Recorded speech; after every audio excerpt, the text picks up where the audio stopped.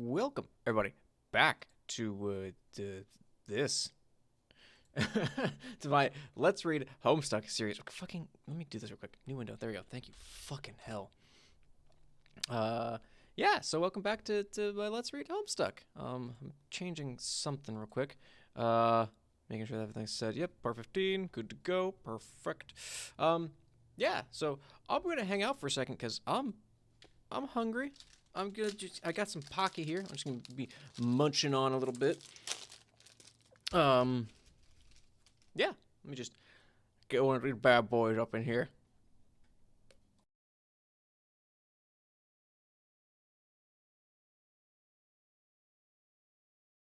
I'll be macking on those over the course of the stream because I am fucking starving. But yeah, welcome. Let's get right into it, shall we? Got my water. We're starting on page 3486. I think we're experiencing the dead Dave, fucking his events leading up to his death.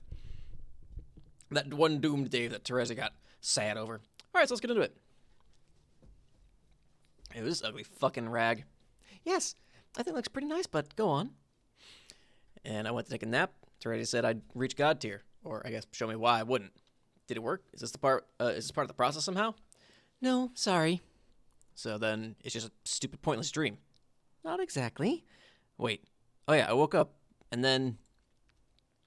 Oh, welp. Welp.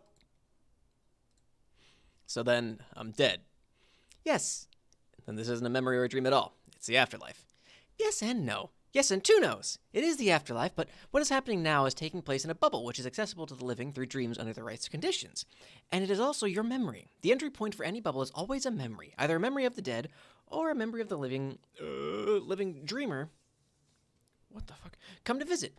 But once you realize it is not just a memory, what happens next is up to you.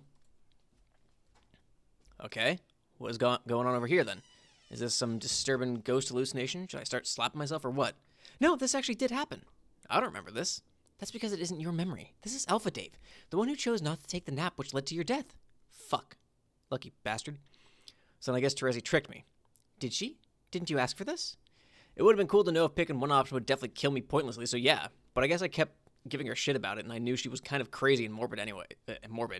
Anyways, so whatever. Is Bro dead there? Evidently. Like in reality. Like that's a thing that really happened. Also, is reality still a thing that means something something? Can that be a question on the table too? Yes, yes, and yes. Yes, it can be on the table, and yes, reality still means something. And yes, your guardian did die. Well, damn it. What did I do wrong, aside from getting my ass killed in the most stupid way possible? Hi, Zarina. I didn't know what was going on. That's fair. It's very confusing at first. Nothing. All is well and as it should be. What's he doing? Alpha, me. What would be better? What would you be doing there if you were him? I am him. Even better. I don't know. Would you be upset? Yeah, sorta. Then maybe what you were doing is grieving in whatever way that comes naturally to you. Maybe. You were lucky to be able to. I could not for a long time. But now that I can, again, I'm so relieved. Because I have discovered there is no reason to grieve. Okay. Am I talking to someone there? Looks like it. Who? Who do you suspect would be talking... You would be talking to in this situation? Probably... Teresa, I guess. Maybe she's helping you through this. I don't know. Would you do that? You were helping her, weren't you? Was I? I think so. The living need each other's help, just like the dead do. Alpha Dave still has a long way to go. He's still not at ease with his mortality, but people like us have to be. We have to be prepared to die 1,000 deaths before our quest is complete. The master we serve demands it. So, I'm just one dead Dave offered up to the time god. Pretty much. What about the other dead Daves? They come here too, in their own bubbles. You may cross paths with them if you wish. I think I'm up to my neck in Dave already, just being one. I know the feeling. Still, doesn't seem right, though. Why are you even here? Like, why are you showing me this? I'm not showing you, I'm just visiting your bubble. It projects your thoughts and memories, as well as other things relevant to you, much like the clouds do in Skya. But, like, if I'm seeing this, shouldn't I be able to do something about it? Or stop it from happening, or, I don't know, like, anything to help, anything to keep helping my friends, What do I do? Nothing. None of this is your business anymore. It's time to move on. Oh, I like how the art just progressively gets better and better the deeper you get in. Where are we now? Oh, it looks like this is... look, this was my hive, before it was destroyed. Oh, so this is the troll planet. Pretty cool, not really what I pictured. What did you picture? I don't know, it's more subdued. I pictured a lot more mayhem, like a bunch of trolls flying around in little grub pods, constantly screaming at each other through bullhorns shaped like buckets. That's very silly and a little perverse. But actually, that sounds like it might have been like on some parts of the planet, so... But actually, that sounds like what it might have been like on some parts of the planet, so... Can we not go to those parts? I'll put in a good word with your bubble about it. Awesome. So what am I supposed to do now that I'm dead? What is, like, the primary activity here that ghosts get their shit worked up over? Like, where the fucking haunt-offs is what I'm asking. I don't know about haunt-offs, but there is plenty of time to satisfy various curiosities you might have about existence and whatnot. Boring. Is it? Just kidding, that sounds cool. Oh, yes. What else? There are all sorts of friends to meet, ones you already know and ones you don't. There's plenty of time for just about anything. Lots and lots of time. Enough time to understand that time isn't much of anything at all. It isn't? Time is like a game. Just one fun game in reality's cupboard, which is full of them. It's the one we are the best at, while other people are better at the other games. But when all the games are back in the cupboard, everyone is about the same. And games are fun, but sometimes you don't realize how much fun you are having until they're all over. And sometimes you look back and realize for some stupid reason you weren't having any fun at all. Then you laugh. Huh. I bet you meant a laugh. I bet you meant a laugh. A whole lot less shitty than that. That laugh will suffice. Hey, want to see the inside of my hive? Yeah, sure. Well, how about later? Not that that doesn't sound cool, but I kind of want to just go home and I guess chill for a while because I guess that was fucking hell. I guess it was all a bit much. If that's okay, and I guess also possible. It is quite possible and more than okay. It just occurred to me, like, what if friendsome and all that is dream bubbles? But that wouldn't make any sense because of the eyes, I guess. It seems like you have a hive guest, Dave. Oh, hell no. Is this who I think it is? Tavin's been looking forward to meeting you. Hey, first, okay, I think you're fantastic, which is to say, just an enviably cool guy who I admire. Let's put that compliment on the table where we can both see it. Holy shit. Looks like I found another point in time to bother you, when, I guess, you are more emotionally susceptible. Dude, are those sick fires you're packing there? You best not be bringing that fire into my bubble unless you plan on dropping that shit. Oh, bro, these are without any confusion to be noted as some truly unhealthy incendiaries. They are in above average need of medical attention. So, in other words, just to complete the analogy, I hope you know a licensed physician. I'm your general fucking practitioner, and doctor's orders are to shut up and burn down my goddamn office. I'll break your brittle ass like a graham cracker, and we'll roast s'mores over the flaming debris. Have I made myself clear? Yes, and certain features of your pale anatomy may serve as the marshmallow ingredient needed for the molten snack. I will provide the fudge. Oh, dude, gross. So, Aradia, just so we're clear, this is like a hell bubble, right? It's my eternal punishment to have shitty rap-offs with this duel forever, is that it? Yes, you figured out the mystery. I guess I had it coming for a flagrant lifetime spent being unbelievably fucking incredible at rap and just about practically everything else. Except not dying. You may think so, but then again, you have not faced them team charge in a match of slam poetry, have you? Oh, yes. Just kidding, I'm no good at slam poetry. Sorry. Oh. So is he dead? He looks dead. Yes, he's dead. What about you? You don't look dead. Are you dreaming? No, I am wide awake. And I physically stand before you in person. So, you're not dead. Oh, no. I am very much alive, and I intend to stay that way. John, prepare to leave the castle. Hell yeah. Okay, then. I guess I'll get going. Go where? To keep looking for my dad. Are you sure you don't have more important things to worry about? Are you saying that I'm still not supposed to find him yet? John, please. I thought you were done getting the future spoon-fed to you like this. I've told you that you will find your dad eventually. That should be good enough. Don't you think it's time to start taking your responsibility more seriously? Well, yeah, but what responsibility do you mean? We just concluded that I'm going to fight Jack, and there is a possibility I will fail. He could kill me easily for all I know, but it's something I have to try. And if I do fail, your plan will serve as backup. There's a lot riding on you, John. On both of us. Okay. So you're saying I should go get the tumor now instead of putting it off. I'm not telling you to do anything. Just reminding you of what's at stake. Wait, you mean the tumor? The tumor. Why don't we just call it what it is? A big fucking bomb in the core of the battlefield. Yeah, which is what I was wondering about. How am I supposed to get it out? I guess go find a cave or something? Yes, you could probably go looking for a sanctioned entry point, or you could just do what winners in a hurry do. What? Cheat! Is that even possible? It's practically always possible. Why is my foot so fucking itchy? Shit. Ugh. I won't tell you how, but I will point out you could start making better use of your powers and facilitating noisy joyrides. Is that what Earth is like, by the way? A bunch of humans flying around in little wheeled pods constantly beeping at each other with their chauffeur familiars? No. Well, maybe some places, but most cars stay on the ground because science fiction hasn't happened yet.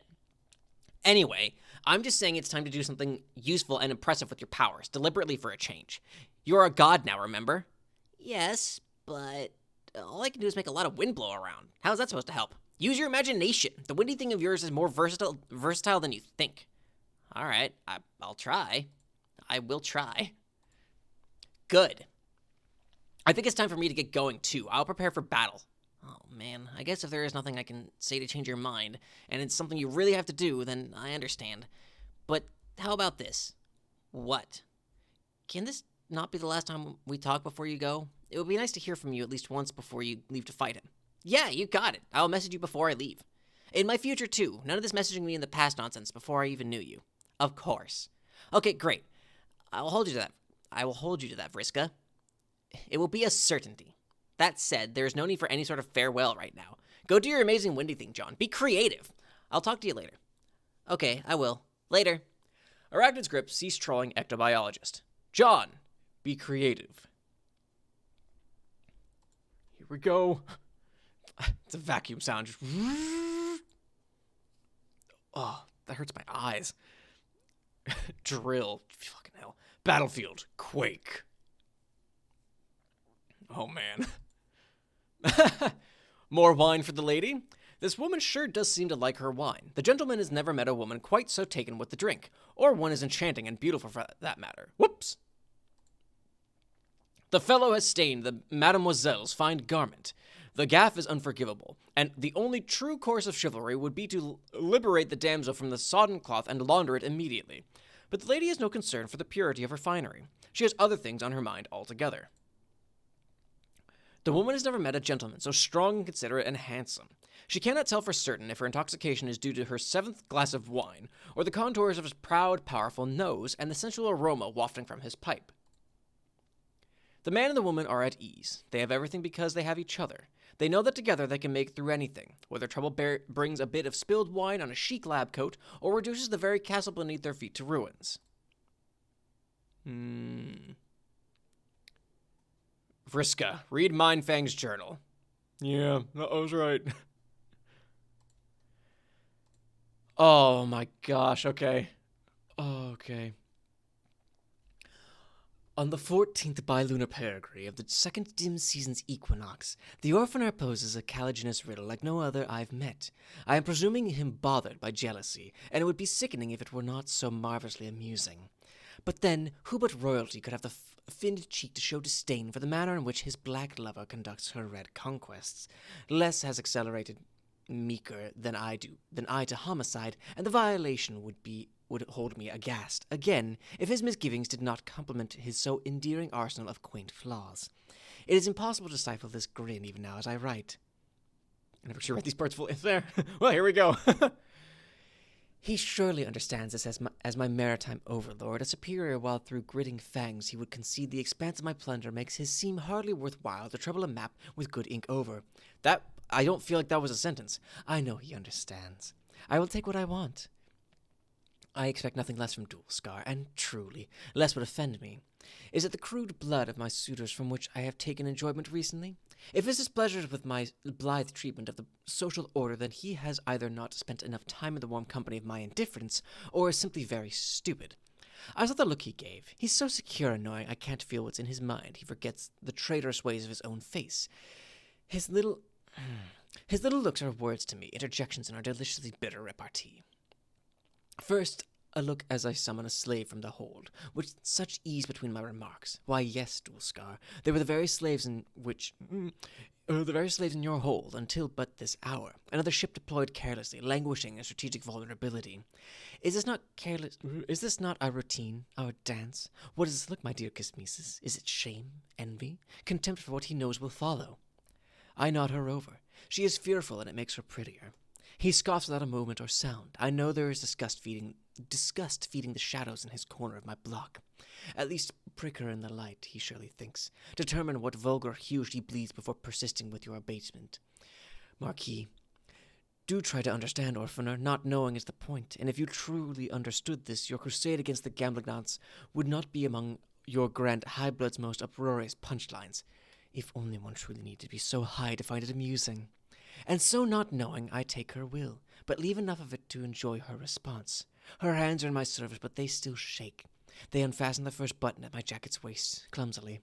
I have masked the line between my puppeteering and her volition exquisitely, and her uncertainty over her own control fuels her fear.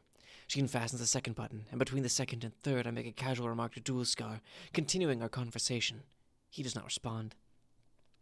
I look again at the face of my slave, imagining for a moment her mind is not an unguarded port to her very dread. I imagine I cannot feel her conviction that it's not merely a matter of whether she will be put to the irons, but how hot they will be if she fails to please. Poor thing. Her horns make attractive shapes and pair themselves pleasantly amidst her violent snarls of hair. Her fingers, which I have lost track of, to my surprise, have come between the petticoat of my skin. The heat of her touch tells me the likely range of the color of her blood. I wouldn't have guessed it to look at her, not with her sign stripped, her mouth open slightly, and I squint. Ah, razor sharp and none missing. Perfect. How disappointing it is to find quivering lips hiding dull teeth. I pause to consider. What will her fear become if I choose to show her mercy later? And even, in days, kindness? Will this be the red dalliance that becomes fully flushed? Love demands my cunning just as my raids. If it is to be, she will never consider how thoroughly she was manipulated, her body, her mind, her devotion. I remember Dualscar again. My distraction from our banter was momentarily absolute, and I inquire into the shadows, but he is gone. Then go, my kismeses, fume with the indignation I gave you. I can only pray it blackens our bond. I must know such exhibitions agitate him, and hence why I bother. Otherwise, it would be easy to dismiss him before I partook. Let it be a gift of antagonization to you, my dear rival, on which you may brew pitch for me anew. And if it is true envy, a vermilion yearning I can't abide, then though it pains me, it will be farewell. Alas, it may be that I am too good at spurring hate, too good, at least, for him. I only hope he is not so foolish as to tread a path of less torrid malice. For if he does... On the 16th. My suspicions have been confirmed. I'm not grinning anymore, Dualscar. Our orderly contention has dissolved right before my vision eightfold. It was once a handsome black, but now sits like good strong tea sullied and cooled by unwelcome dairy. Thus my heart was broken twice. I was fond of the slave. There was surely promise in her red investment. He had her assassinated. And so I am visited by a bit of bad luck for a change. It's not possible to evade it forever, I suppose. I will simply have to endure the misfortune of observing his base and artless measures of retaliation. He's applied his own resources to increase the bounty at my head. I wonder if he intends to fucking hell. I wonder if he intends such a laughably ineffectual gesture as anything more than a formality, a symbol of his intent. If not my smile, how it threatens to revisit. Almost. I've broken laws, yes, but what has there been to pay for? If any act I've taken should demand a bounty, it was paid up front. I foot the bill myself with guile and supremacy. Honk. Oh boy, here we go. Honk! On the 20th. If only my horde were as bottomless as his desire to disappoint me. He is set on cowardice, deferring to others to settle his score. Doesn't he remember what he's confided? It would be easy to give the evidence to her imperious condescension, and he would be killed quickly for his unthinkable presumption. He's taken a great risk harboring red ambitions for an empress who will never even know his name. Not that I'll sink to his tactics. But then, he feels safety in knowing this. My sources say he is en route. On the 21st.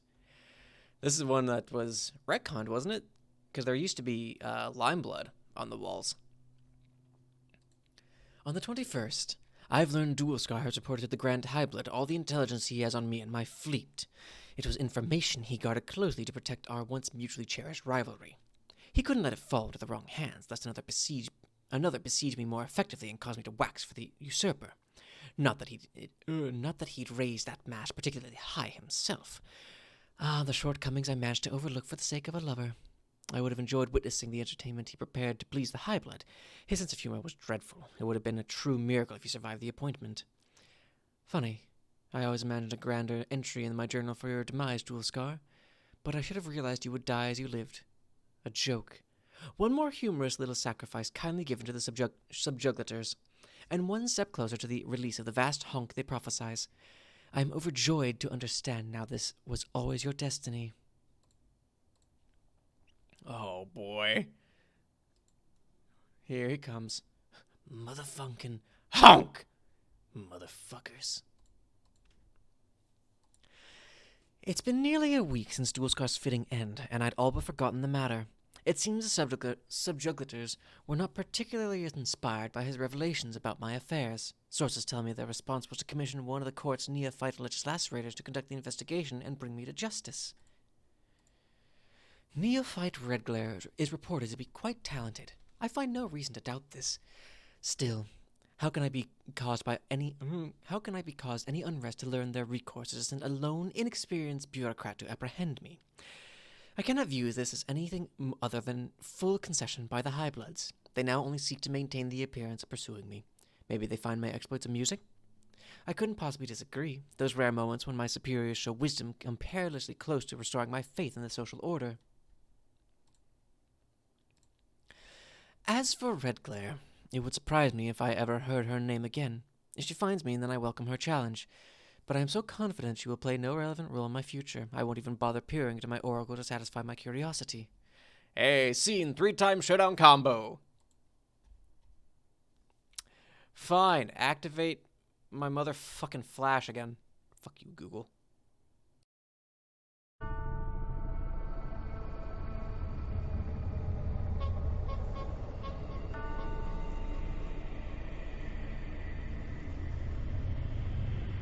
Absolutely frightening.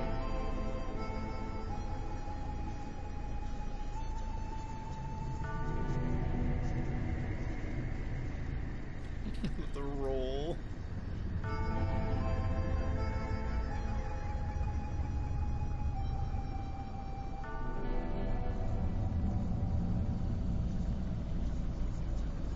Oh, it's coming.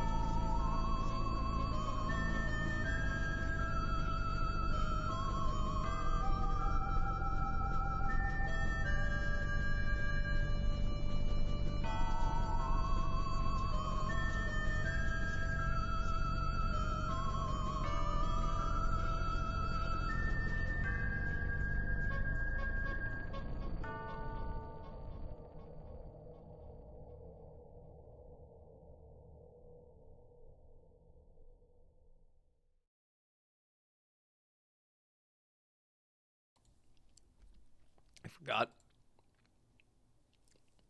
Here she comes.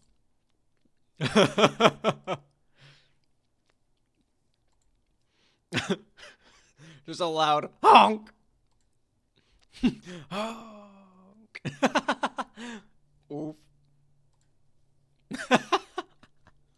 That might end up being the thumbnail. That's a good fucking image, is what that is. Pictures taken moments before disaster. Clock. Doof. That's another good one. Uh-oh. There's gonna be a lot of good options today. Nab. It's where Kanaya just goes fucking ape shit. Debunk. Oh, there's a lot of good ones. I don't know what I'm gonna decide on. Shit. Oh, fuck. There it is. The chainsaw cut. Dead. All of them, all the thumbnails. There's just so many good options. Fuck. Shades descend. Here they come. There they go. Give it time. Give her time.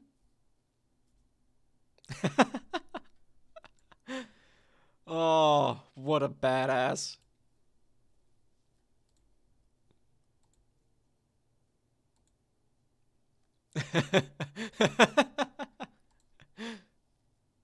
Be Jack Noir. You are now Jack Noir. You have just murdered an innocent family. What will you do?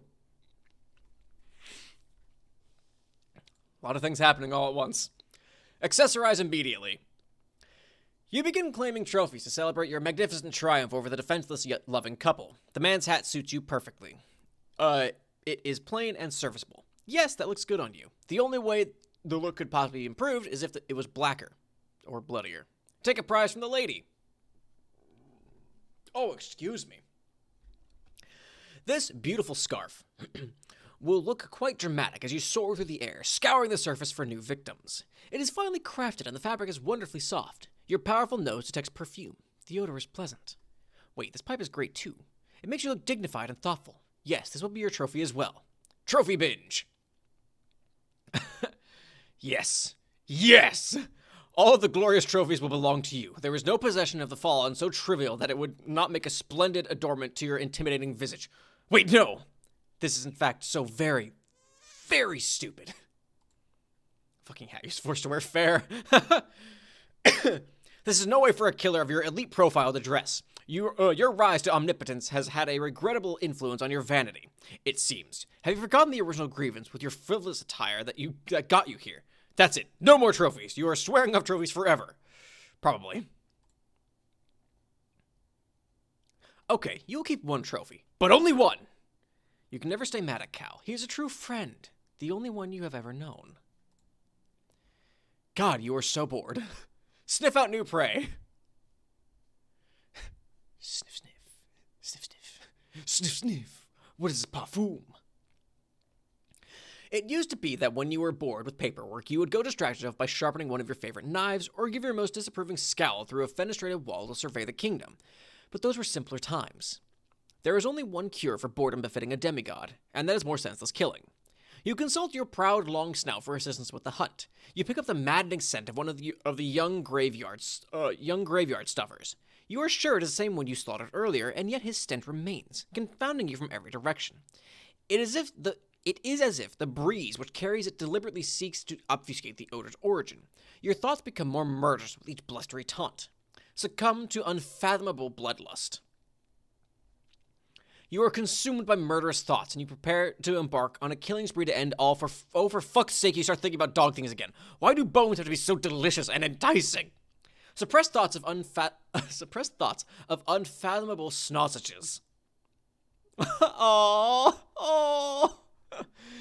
You successfully suppress all thoughts of delicious little wrapped wieners and infuriating things like mail and its agents of delivery. But in the process, you awaken your deepest and darkest feelings of all. Feelings of loyalty? How completely despicable. But no, that is not quite all there is. Could it also be love? It must be. It is the only emotion that could possibly make you feel so utterly disgusted with yourself. And it is surely why you couldn't go through with it. You could not do it. You could not kill the girl. Oh. Contact DD? You get the draconian dignitary on the line. He asks what the hell you've been up to. You say it doesn't matter. You have a point of serious business to discuss with him. He makes sure you're remembering to keep the destructive impulses to a minimum. No more planet exploding or anything like that. You say, yeah. He says no point in securing power when there's nothing left to rule. You say, God, it's not the point. Lousy, stupid dignitary, all keeping your murderous tendencies in check. He's the most terrible guy you almost kind of didn't despise completely. DD, listen to SS.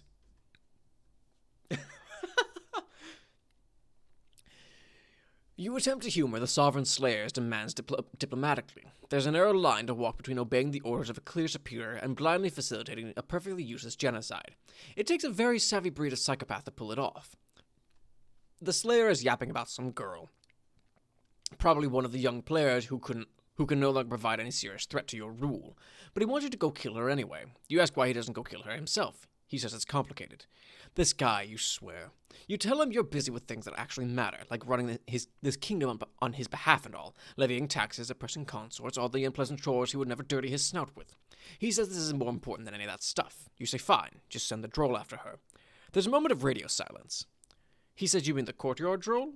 He wants to make sure this is the same droll you're talking about. You say, yeah, what's the problem? He says you mean the very same droll who couldn't manage the one simple task assigned to him, to steal the White Queen's ring from the very same adoring wonderful girl and master and friend in question? Wait, he says he just means girl. Just girl. You didn't hear any of that. You don't say anything.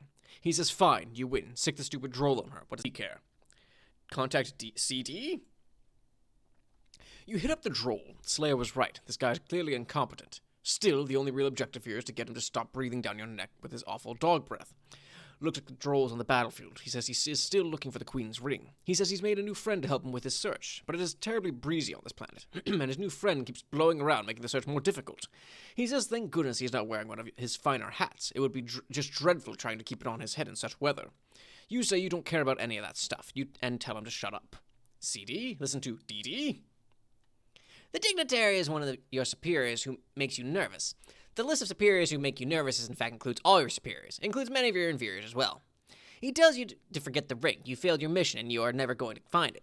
There is a new mission. You say, oh? He says, yeah, and let go of the goddamn rabbit. You say, okay, but don't actually let go. You say you'll be happy to begin the new mission very soon. But first, there is this pretty blue tornado ahead you were meaning to investigate. Perhaps other locals it has attracted will know something about the ring? He says, for the love of God, will you forget about the tornado and the ring? You don't say anything and look longingly at the tornado again. He says, fine. If you really must examine a meaningless and extraordinarily dangerous exhibit of meteorological phenomena, then go ahead. But be ready to embark on the mission not a moment later. You say all right, and wonder what you should do to prepare. He asks if you have a good winter hat. You nearly drop the radio in excitement. Jack! Wait.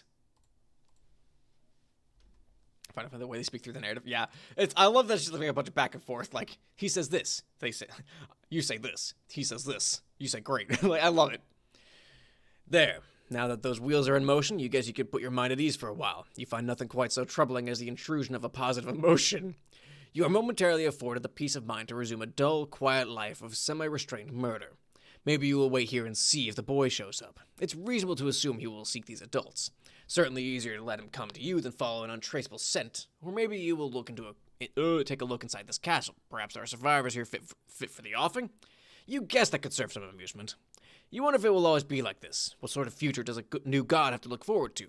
Will this malaise follow you for eternity? Will you be perpetually tempted to destroy everything you see, knowing that in just a few moments of recklessness you will be left with nothing else to destroy forever? What will eternity feel like when a single moment of boredom feels like an eternity unto itself? You wish you could consult the clouds for answers, but they never show you anything. They reckon it can't wipe this place out soon enough. Be future Jack Noir. You are now future Jack Noir. Presently, you are trapped in a single moment, which increasingly feels like an eternity. Your boredom is surpassed only by your all-consuming rage and contempt for existence itself. Hours ago, you entered an unfamiliar session. You killed 1,000 robotic assailants. You destroyed 12 planets with ease, methodically and cyclically, like a single stained hand of a defective clock, smearing each number it passes. You reduced Prospit and Durst to dust and murdered a whole bunch of alien kids in yellow and purple pajamas. Your warpath of absolute devastation had only begun to be blazed. There were still miles of bloody miles to send forth. But when the dust of Durst settled, this infuriating fairy appeared out of thin air and froze you in time. But she can't keep you like this forever, and when she finally lets you go, you'll be ready. What will you do?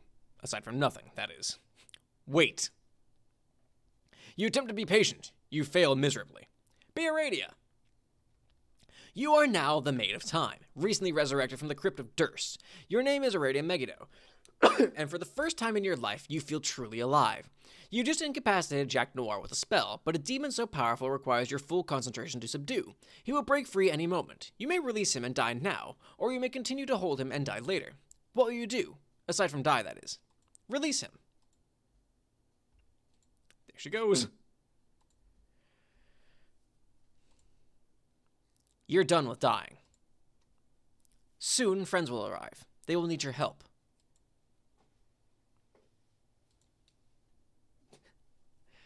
Whose memory is this? It appears to be yours. At least, that's how it begins. Enter Bubble. Oof. Wait a minute. This is not specifically your memory. It's hers.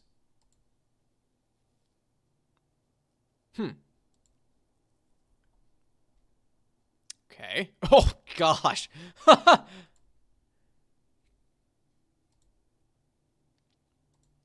I love her, like, kangaroo ram thing. Look at that. Crack. Swoop.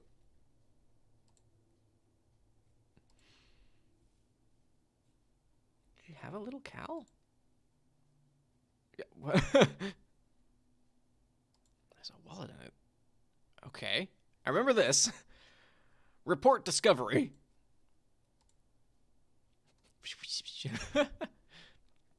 Apocalypse Arisen began trolling Twin Armageddons. Solix! Hey, what's up, eh? You'll never guess what I just found.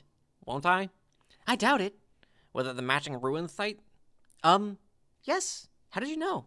I don't know, just a weird feeling. I feel like we had the conversation before, and that's what it was about. Yeah, me too. What do you think it means? Probably nothing. But now, not only does it feel like we had the conversation before, but it's going differently this time.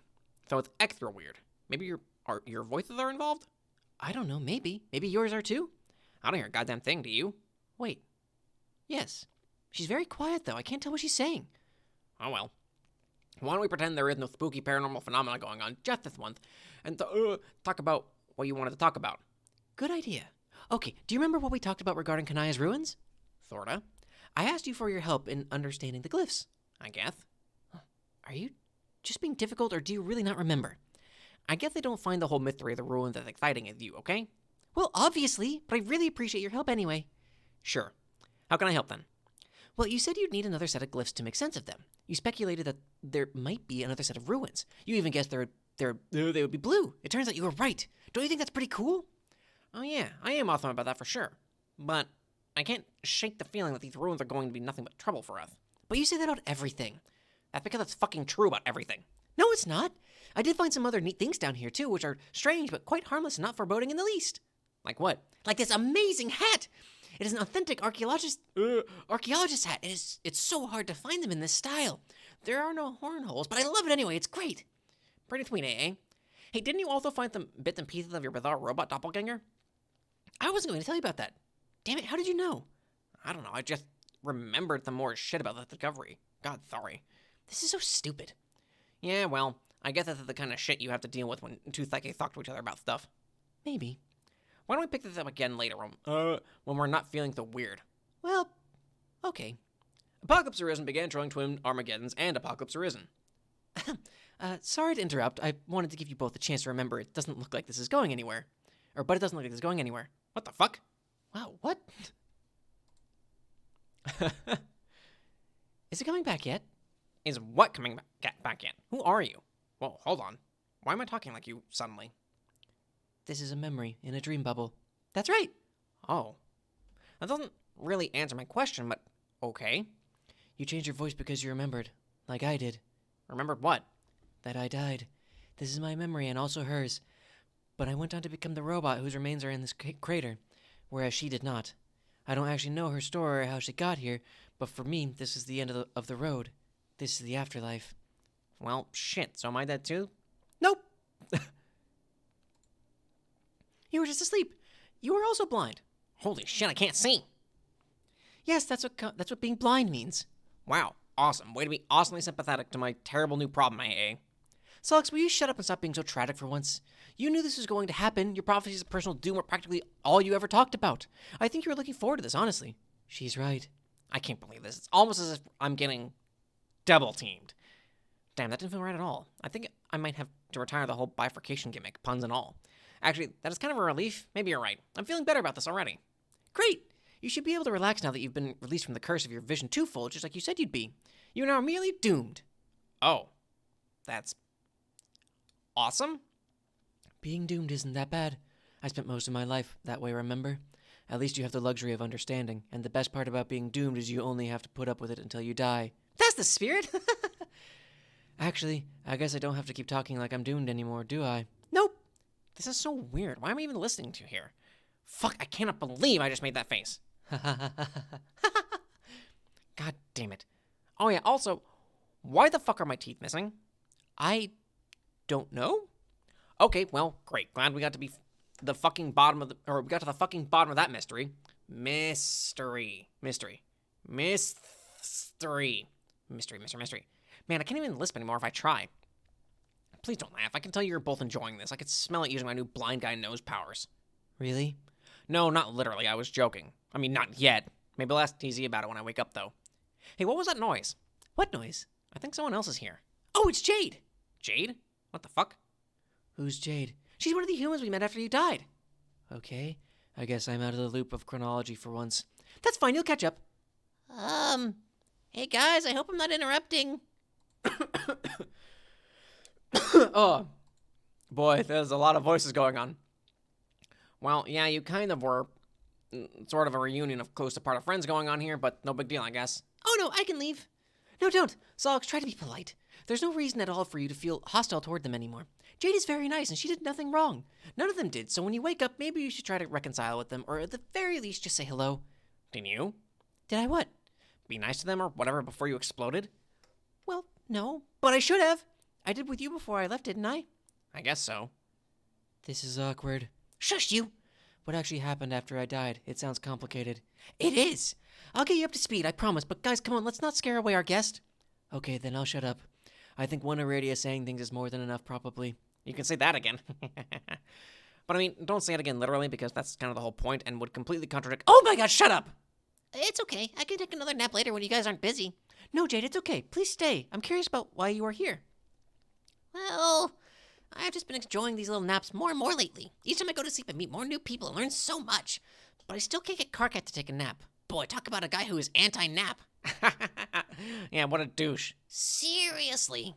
He is the douchiest of Krabby Crabs who ever douched a big douchey crab. LOL. But yeah, it's been fun. I should really thank Fefri again for setting it up so we can meet like this. Wait, FF is here? Yep.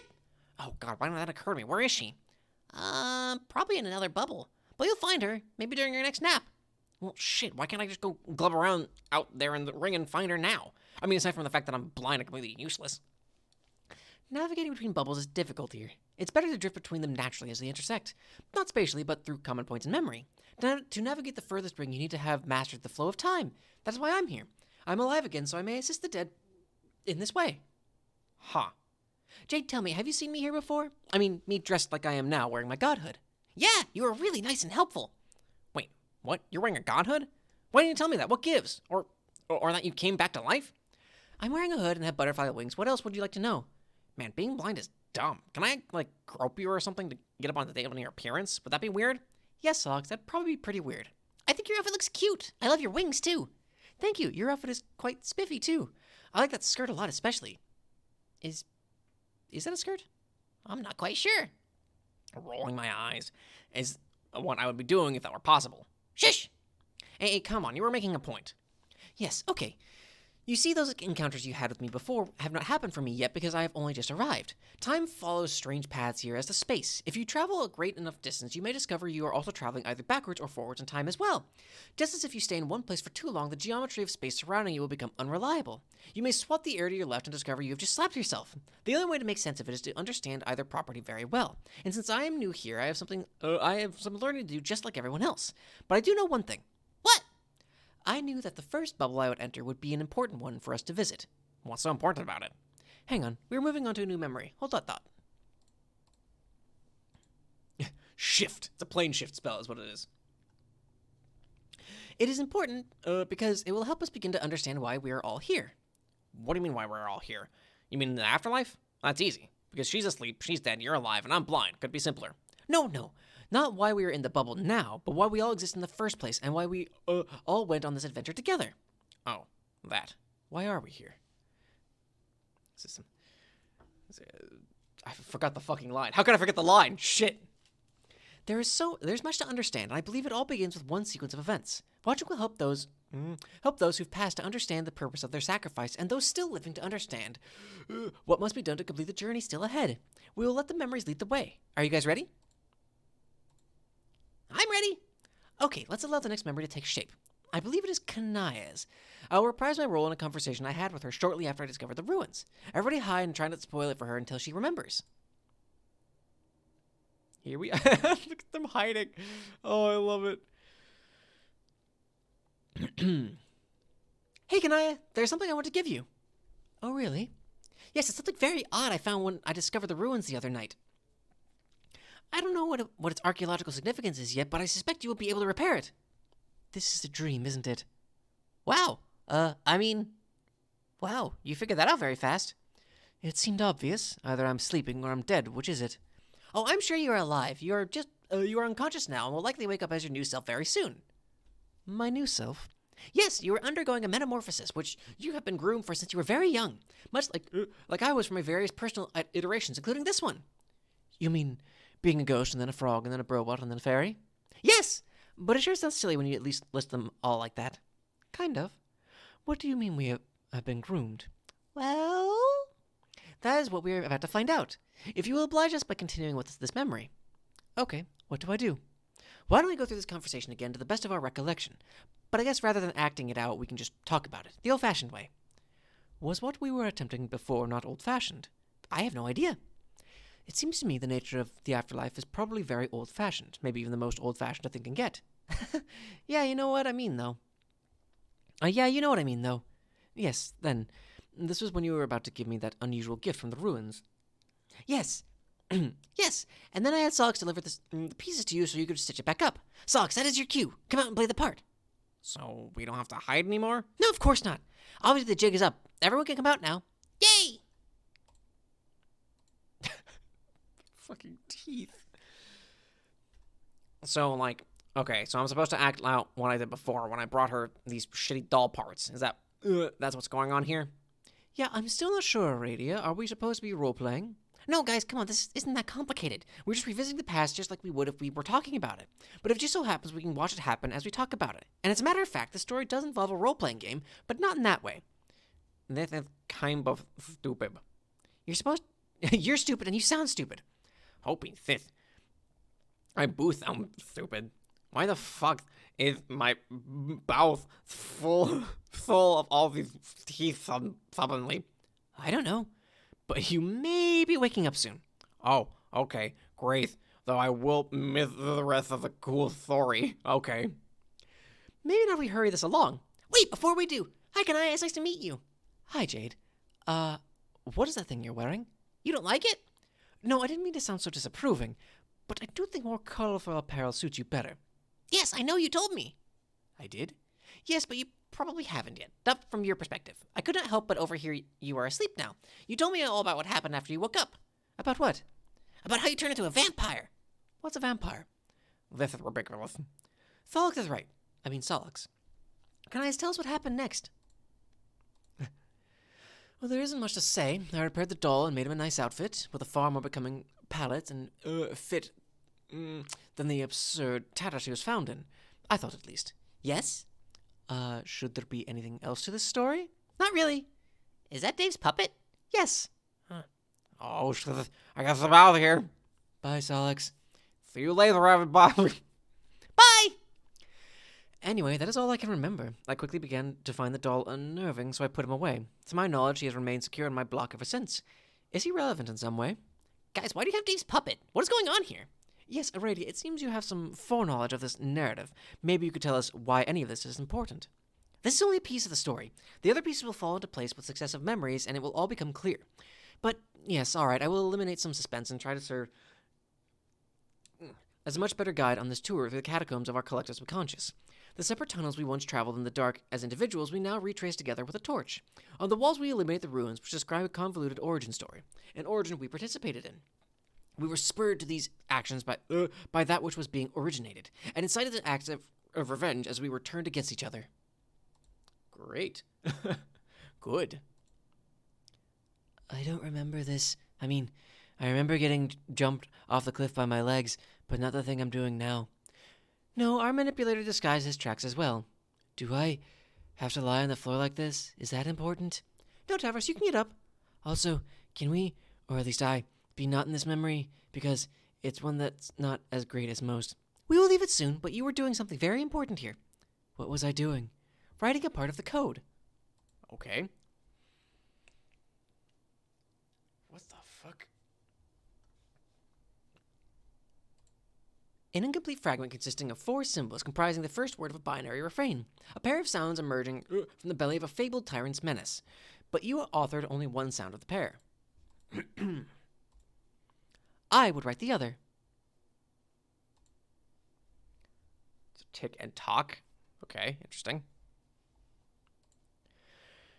In the soot of my ruined hive, I scrawled my part of the code, completing the phrase of legend, the persisting sound said to accompany the ultimate demise of the tyrant less an arm and an eye. But even these 8 characters, the scrawlings of charge, were still but half the code. I'm so fucking lost. Break. There was another half by Scourge in 2 parts. 1 part, 3 symbols. Oh my gosh. Heads. Okay, and the other, 5. Why the scale was tipped in this way between sisters, I cannot say. Each fragment will be transcribed in our rulebooks, sealing the collaboration between Rustbloods and Bluebloods, completing the code for our session's architect. Not exactly. There was another fragment. Oh? Yes, an additional 8 symbols, from a wildcard source, I suppose.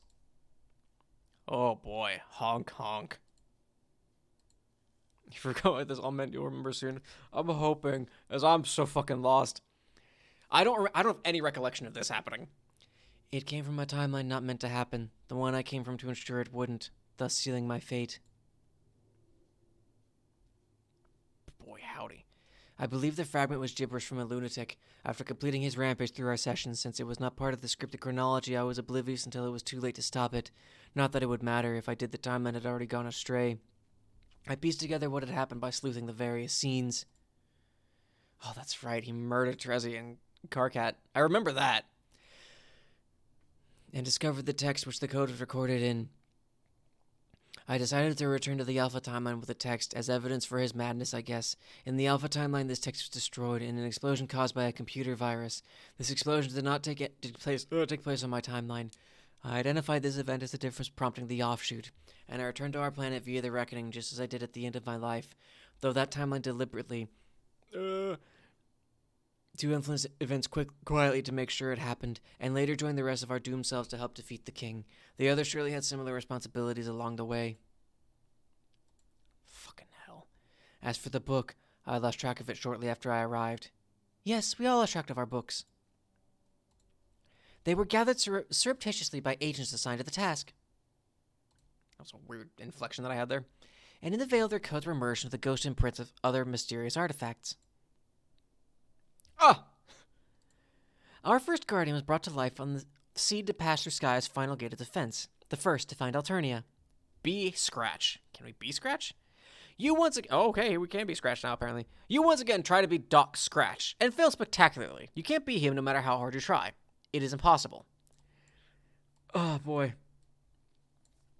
In fact, I think it would be for the best if I commandeer the narrative completely for a while. I trust you won't mind if I speak in white. It's not actually negotiable, but as a courtesy I will enclose my words between a pair of visibly audible brackets. I am doing this because I can. Here we go. Oh. Fuck you. Fuck you, Scratch. I am also doing it because I am expecting a guest to arrive shortly. This should enable me to show the man the sort of hospitality he deserves while doing the same for you. My apartment doesn't have a doorbell. Why would an omniscient fellow need to be alerted to the presence of a visitor? I know he will be right on time, which is to say, early. And if I did have a doorbell, you would have just witnessed it ring. He is already here. My door is not fitted with a peephole either. Those without eyes or without limits to their knowledge have no need for peeping, and I am without either. I have never once peeped at or through something, and I doubt I ever will. Apertures built into physical surfaces to reveal what's hidden behind them are for those with particular handicaps. They are for those lacking advanced vision to render the opaque permeable to light, or those lacking advanced knowledge to render the concealed information irrelevant, or both. They are for people who I call suckers. I know the identity of anyone who stands behind this door, even in those cases where I have not extended an invitation to the visitor personally. Pardon me while I let Jack inside. There we be! Did you not believe it would be Jack? Who else would it be? Someone who would have suspected anyone else as a person I would also describe as a sucker. Ha-ha, hee-hee, hoo-hoo. Hello, Slick, won't you please That's right, he fucking bashes his skull open. Oh, for heaven's sake. Ha-ha, hee-hee, hoo-hoo. Ah, fair. Yeah. Jack, stop it. Jack? Slick? Which would you prefer I call you? It's one of the strange points of uncertainty which surround you. Maybe it is that you don't particularly care. Your flair is for the plain and serviceable, isn't it? Not much of your vanity is tied up in a name, I'd guess. Not going to tell me? Fine, I won't tell you my name either. Well, I might, if you would just show some manners and stop hitting me with that ridiculous horse hitcher. It won't crack no matter how senseless the drubbing. If only it were that simple. You're not going to stop, are you? It will be very difficult to discuss our points of mutual interest like this. I was prepared to go about it in a civilized way, even though I knew very well I would spend the first several minutes of our meeting sitting on the floor while being flogged. I even prepared a bowl of candy for you, which I know you will enjoy. Courtesy is important, Jack. Do you have anything at all to say? Any form of communication you care to attempt beyond the sound iron makes against my head repeatedly? No, of course not. What's this? You see, you already know my name. Or you think you already know my name. You do not know my real name, Jack, just as none of your adversaries on this planet know yours. You only know my nickname. It's a good name, too, befitting of the passive gunslinger charged with initiating the break. I am my master's weapon, his soldier in a war of one bullet fired. But when that bullet clears the barrel, it won't be my finger on the trigger. I'm a facilitator, not an assassin. It just fucking bends it. Here. Jack, why don't you go help yourself to some candy over there on the table? There is something I need to take care of before we continue. I won't be long. Scotty dogs. It just starts fucking pocketing them. That's a pretty smooth animation, actually. That's remarkable. Yes, good. Placate yourself with the Scotty dog, Slick. My supply is bottomless. I am an excellent host. Dump. When I am finished with this minor interruption, we will resume our gentlemanly negotiation. I will proceed to beat you severely until you agree to do what I ask. I trust you won't take it personally. Now, please excuse me, I have to talk to a teenage girl from another universe. Be a teenage girl from another universe. You cannot be a teenage girl from another universe because you are too busy being a teenage girl from this universe. You are busy being Rose Lalonde. Completely preoccupied with it, in fact. So preoccupied you have been neglecting messages from some of your friends who are trying to contact you. But you have a lot of important stuff to do. You will get back to them later. Pester Informant. Or Rose Pester Informant. Fuck. I think it's quite warm here on Lohak. I think I've been patient enough. When will I receive further instructions? Now. So, I could have contacted you at any time? No, only now. I came away with the impression from our last conversation that our next would take place on your invitation. I was being polite by waiting. Your inevitable impatience caused you to contact me again. Inevitably is my invitation. That's pretty smug. I am right to be smug. I am omniscient, extremely powerful, and very charming. Well, 2 out of 3 isn't bad. Can you use your limitless intelligence to figure out which ones I mean? That was clever. If I plead ignorance of the fact that you are denying my charisma, it invalidates my claim of omniscience. But if I must adhere to my all-knowing status, it forces me to validate the unfortunate reality that you are feigning the opinion that my demeanor is unpalatable. Not that it matters, because I have all 3 qualities and you know it. This is stupid. Could we just get to the point? Yes, I was about to say, we should hurry this along. My visitor is beginning to set things on fire. You have a visitor? Who? Some guy. I was joking anyway. I am not in any hurry at all. You tell jokes? Yes. Ha ha. So your visitor isn't setting anything on fire, then? Oh, he most definitely is. Hee hee. I'm really not getting this joke. I was joking about being in a hurry. From my perspective, this conversation taking place in less than 1 second. I type very quickly. Hoo-hoo. I thought you didn't lie. Aren't jokes essentially humorous lies? At least those like the one you just attempted. Jokes are only temporary lies. If the falsehood is never exposed, there is no punchline. If the punchline is never delivered, the lie is sealed forever, regardless of initial humorous intent. Lies are not funny. I think if you're going to risk tarnishing your record of honesty, you should probably get better material. My joke was objectively funny. Who would know better than I? Okay. So you're saying an inaccurate statement doesn't count as a lie as long as you say just kidding later? Basically. What if it's much later? Is it still just a joke? No, that would be something closer to a prank. I don't play pranks very often. Are you allowed to lie about playing pranks? If I asked you if you were playing a prank on me, would you tell the truth? I'm allowed to do whatever I want. I choose never to lie. I also choose to tell jokes now and then, and to play pranks quite sparingly. But I can say that I have never played a prank on you, and no statement I have made to you thus far, or will make in this conversation, will contain any trace of falsehood for the sake of setting up a joke or a prank, with the exception of the joke I just made, and another one I will make very soon. I'm starting to change my mind. Oh? Yes, I think your joke was funny in retrospect. Actually, your whole shtick is pretty good. I'm warming up to it. Yes, I knew it. Just to be clear, was the assurance that you just made a prank or a joke? It was neither. I was telling the truth. Was that? Yes. The truth? Yes. Okay. Were you serious about wanting to die? Yes. Why? I'll tell you later. Why? Because you asked. But why not now? Because that piece of information would not fit elegantly into the sequence of our exchange at this moment. Then you know how this entire conversation will go. Yes. Is that true of all conversations you have? Yes, until briefly, I don't. But the dark spots never last long. The truth disguises itself to me sometimes, which can be mildly frustrating, but it usually reveals itself quickly, much as if a punchline was delivered. It's a humorous dialogue I have with reality, and it is very amusing. Then why do you bother with the conversations? Obligation to breed hesitation, as usual? There is no obligation. It's a pleasure. It is? I've always had a soft spot for young ladies. Ugh. That's a little creepy. That's very creepy. That's a little creepy. No, it's not. Yes, it is. No, it's not. It kind of is. It really is. I have looked into the future and determined that we would continue in this manner pointlessly for some time, so I'm putting an end to it here. That doesn't make sense. Was that the other joke? Yes. Good one. Thank you. How young are the ladies you typically take a shining to? And does this mean you are attracted to me? Suddenly this conversation is kind of terrible. Of course I am not. Not in the way you mean. And anyway, are you applying standards of conduct frowned upon from your kind, which it makes no sense to apply to me? I am an immortal entity with a large cubewheel for a head and no biological means of reproduction. Really? Also, if you were millions of years old, you would find that nearly every lady you encounter is quite young, relatively speaking. There should be no reason for you to feel uncomfortable with this interaction. Try to think of me as one of your kindly human uncle figures. In fact, if I were in your presence now, I would offer you candy to prove it.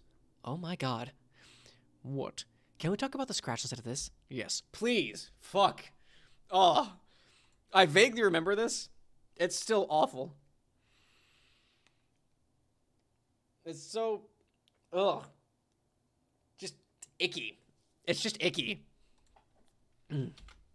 Control A, baby. You are situated near the game construct supplied by your obsession for causing the scratch, yes? I hate him, don't we all? Are you actually asking? No, that was a fact. And then a question mark. Ah. Well, yes, I am. It's a large plateau shaped like a record. It's called the Beat Mesa. It's called the Beta Mesa. I know. Is the game construct different than other sessions? Yes, it will always be an edifice of similarly cryptic design, located on the planet that is home to the hero of time. Its environment dictates the nature of its construction. Its power is dangerous and is meant to be utilized only in emergencies, such as yours. You mean in sessions where victory is no longer possible? Yes. Due to creating an unstoppable adversary who triggers the reckoning prematurely? Is that sort of emergency common? No. Failure is common, but the composition of yours is quite atypical. Okay. Then it's like a panic button for the players to push once they realize that the cause is lost. Yes, but causing the scratch is not an easy task either. The construct must be destroyed in a very specific way to release its energy. The keeper of my ectobiological father began the process. It must be finished. Who? The guardian of the Night of Time. Dave's bro? Yes. How do I finish it? You don't. Not you personally, another will. You have something more important to attend to, remember? Oh, right. The green sun. Yes. I'd plan to take care of that later, once John retrieved the tumor. Tumor. Whatever.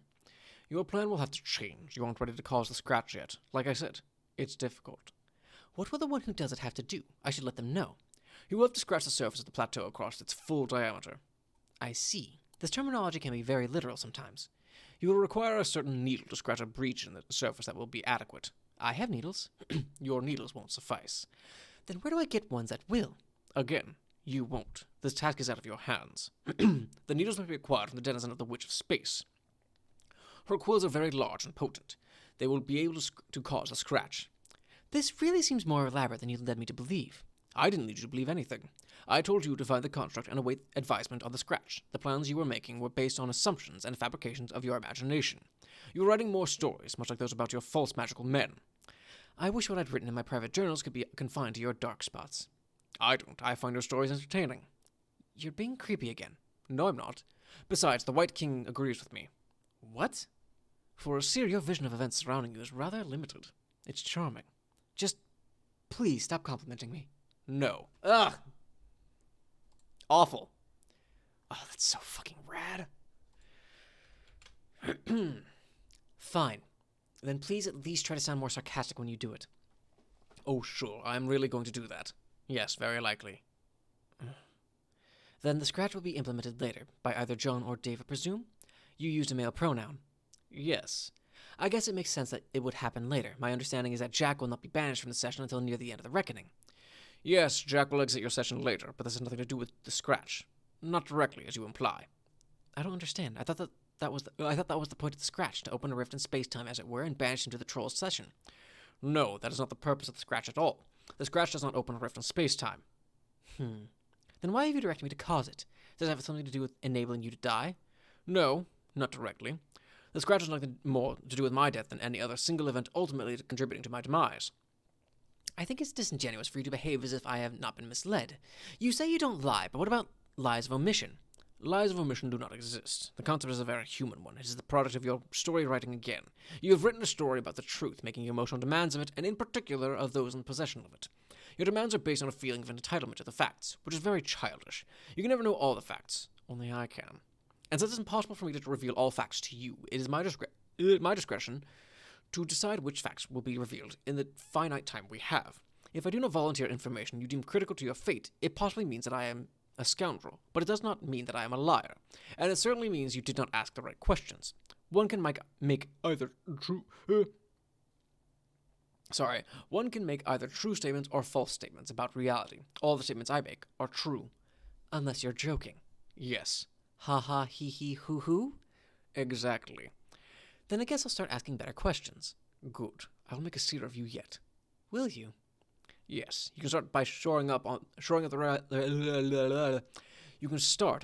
reliability of your sources. You proceeded to question me believing you understood the purpose of the scratch. You received your information about it from trolls. I assure you that in most ways the trolls are as confused about everything as you are. Okay, noted. What exactly did the scratch do then? It resets the game. Oh, that's it? Yes. Then we all start from the beginning again, when John entered? No. The release of temporal energy will be quite massive. This is a hard reset. It will reboot the conditions in your universe well before you began playing the game. You will have lived different lives after the reset. The more different initial conditions will ideally lead to a more favorable scenario in the new session. Unfortunately, you will have no memory of anything that has happened in the session you are in now. What will happen to us, everyone in this session now? You will all cease to exist completely if you remain here during the scratch. This seems familiar.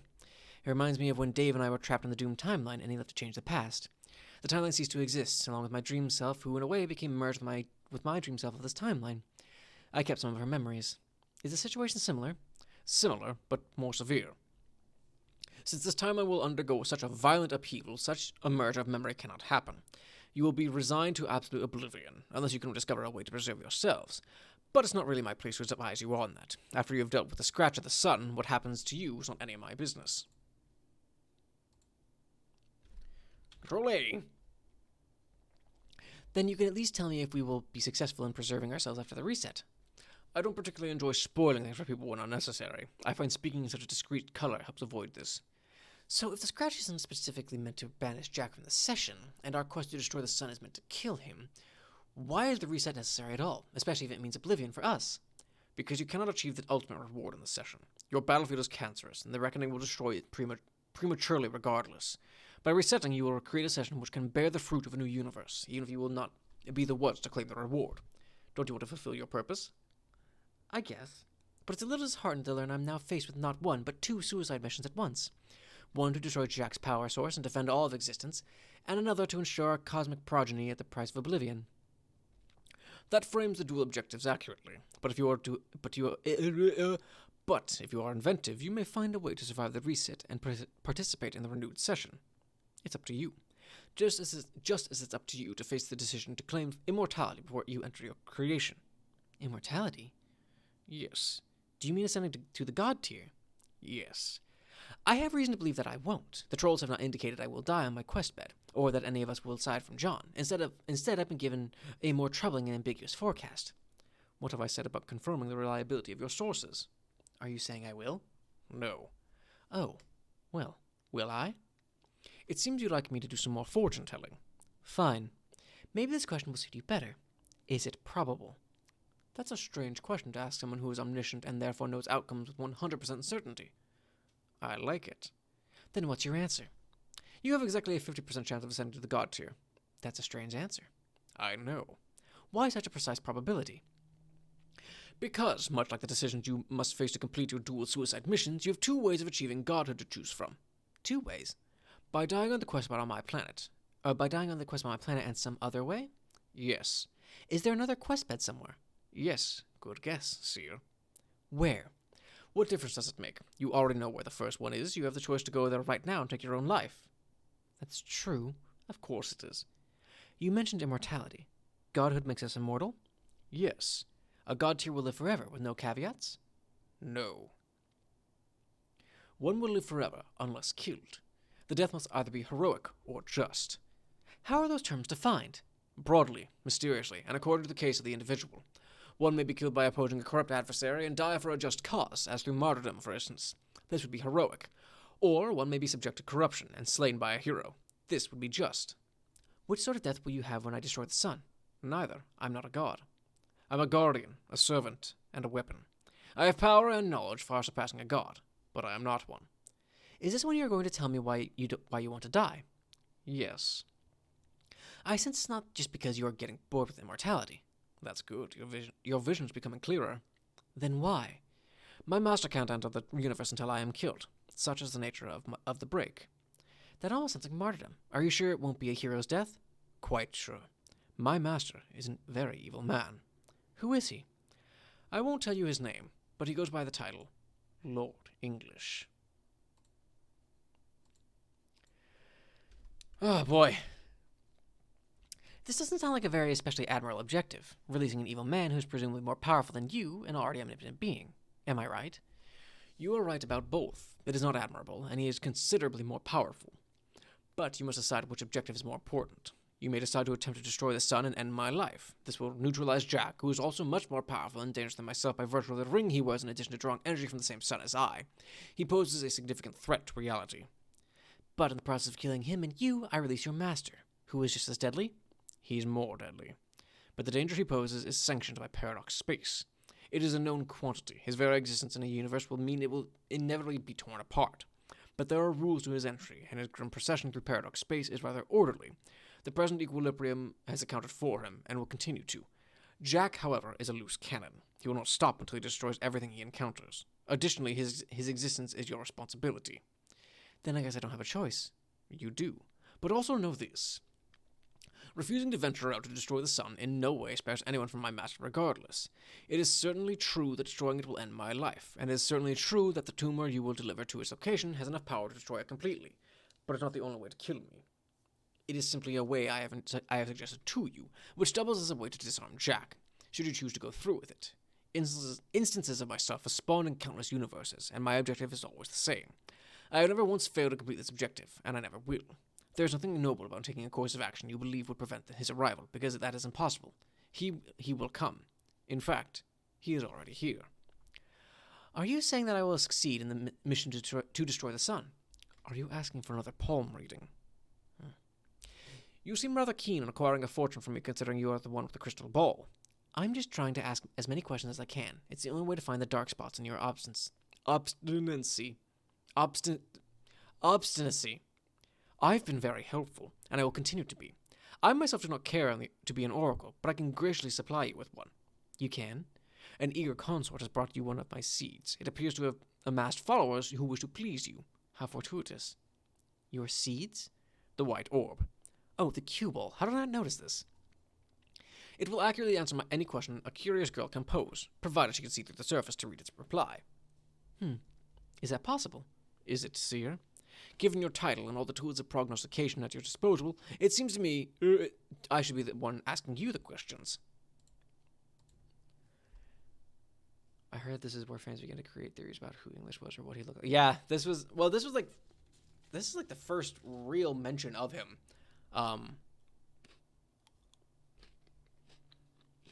Because, like, we saw the cloak before, but I think that was it. This is where shit started getting, like, real weird. How can I see through it?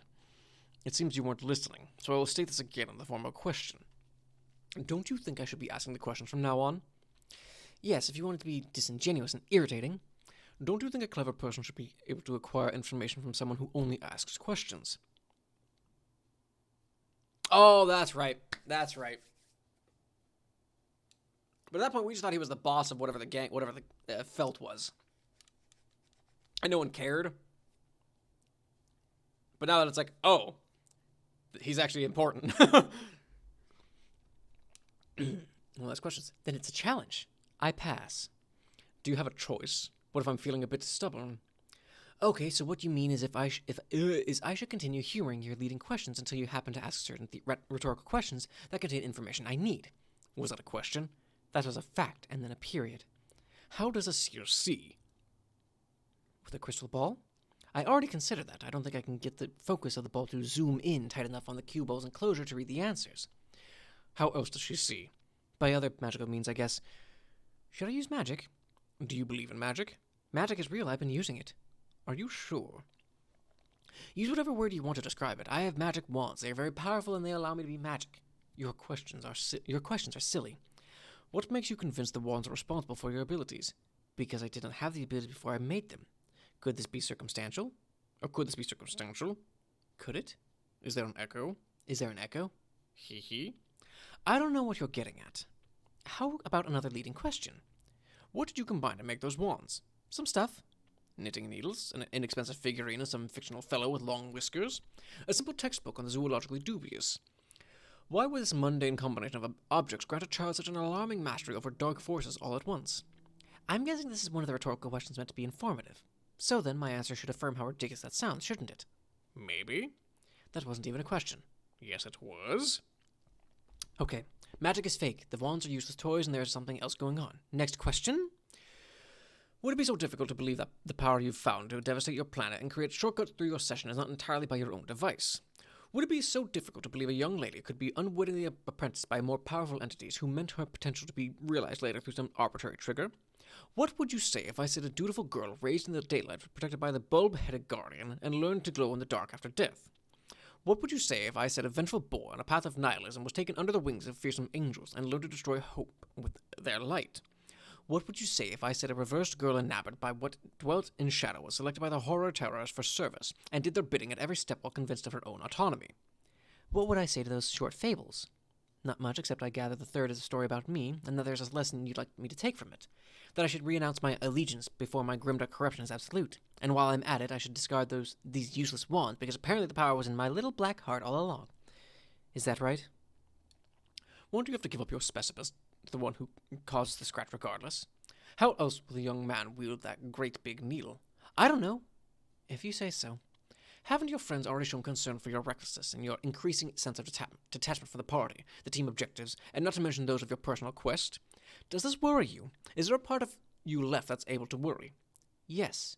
It has been mysteriously localized to my middle finger. Could the dark matters be at work again? Do you deny that you've been neglecting incoming messages from your teammates? Would that be in keeping with the spirit of human emotion and friendship for one whose soul was not so befouled by the designs of unknown monstrosities? Friendship isn't an emotion, numbnuts. Isn't it, Rose? Isn't it? I've been busy. I'll get back to them. And can we please stop doing the patronizing question thing? In exchange, I promise I will discontinue my patronizing responses. Patronizing responses. Can the omniscient be patronized? The omnipotent can do whatever they please. I guess I'm just asking you nicely to do me this favor. Very well. I will stop smothering you with surprise noodles. Huh? But only because I find you to be adorable. So creepy. So cute. Yuck. I am going to ask the same question I asked earlier. Please do not regard it as a violation of my pledge. It is just an ordinary question, like those that crop up in an ordinary conversation. Okay. How does a seer see? I don't know. Be literal. With her eyes? Take the orb. Ask it a question. I don't know what to ask anymore. I'm confused. What would you ask me? I would ask what I should do next. Then ask. What should I do next? Not me. The ball, dunkass. I forgot Scratch uses dunkass. Rose, ask. Here we go.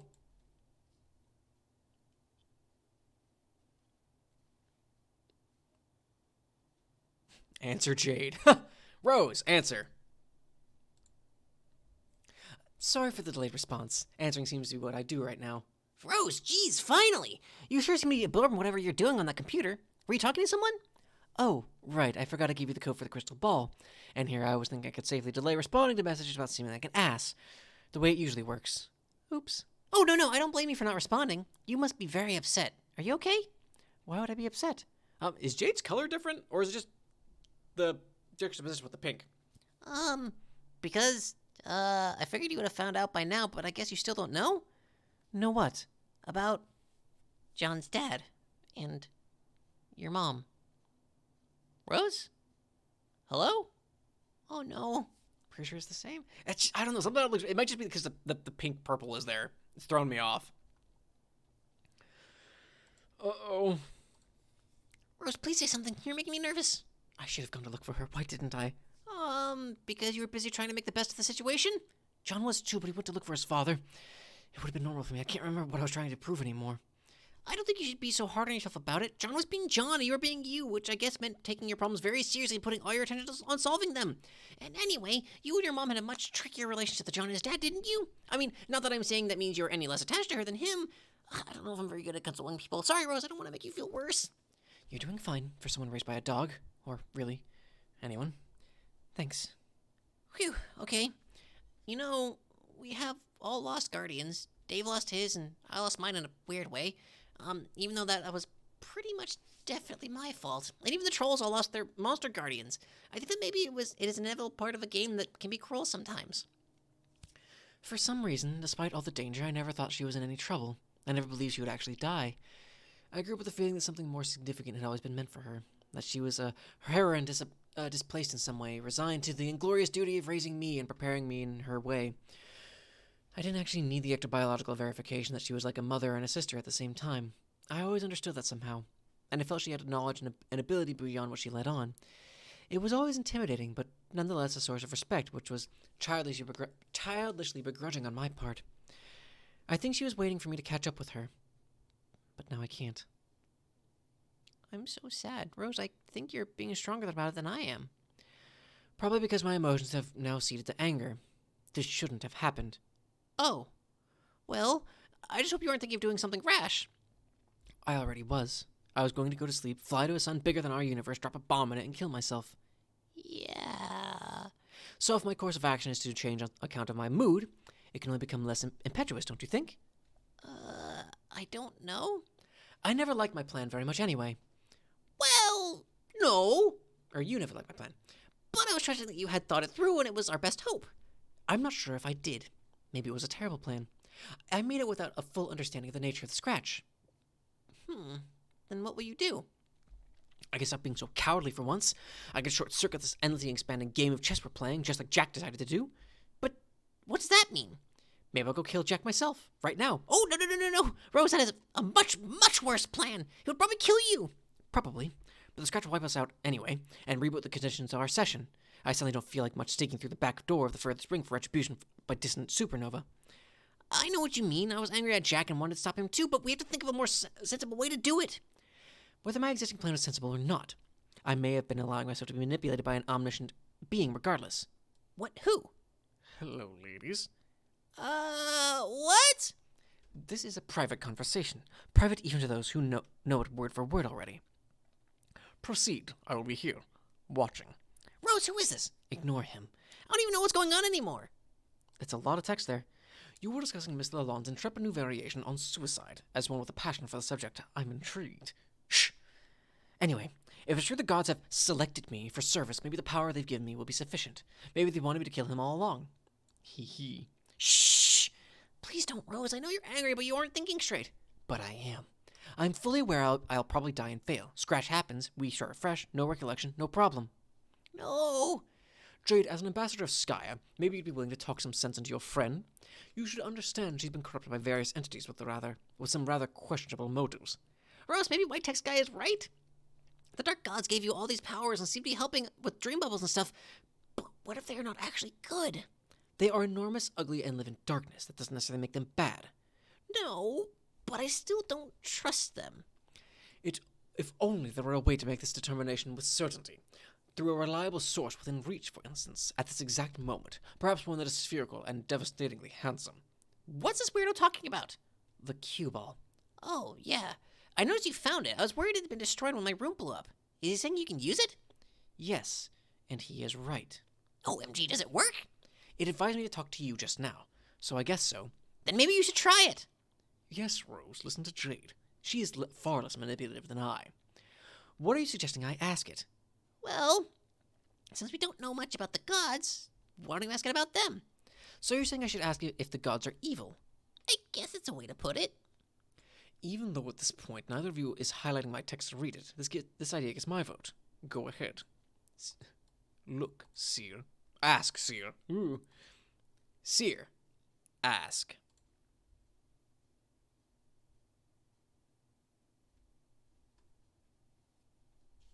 There we go. No sound on this one, but...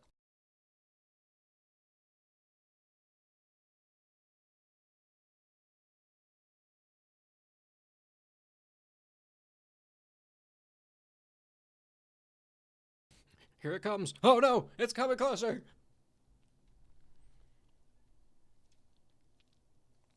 I really think there should be sound to this one. Oh, that's where it is.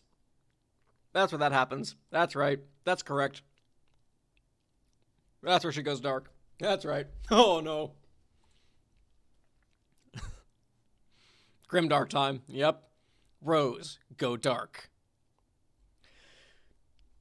You slip into the fabled Black Death trance of the Woe Gothics, quaking all the while in the blood-eldritch throes of the brood-fester tongues. You advise the members of your complacency not to be alarmed, as they chronicle the event in tomes bound in the tanned, writhing flesh of a tortured hell-sculler, with runes stroked in the black tears bled from the corruption-weary eyes of 50,000 imaginary occultists.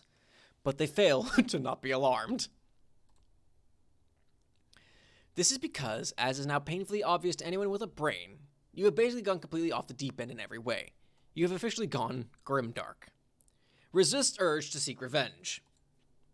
You make a half-hearted attempt to resist the urge. Alas, one is not easily shaken from the broodfester tongues. Oh, man.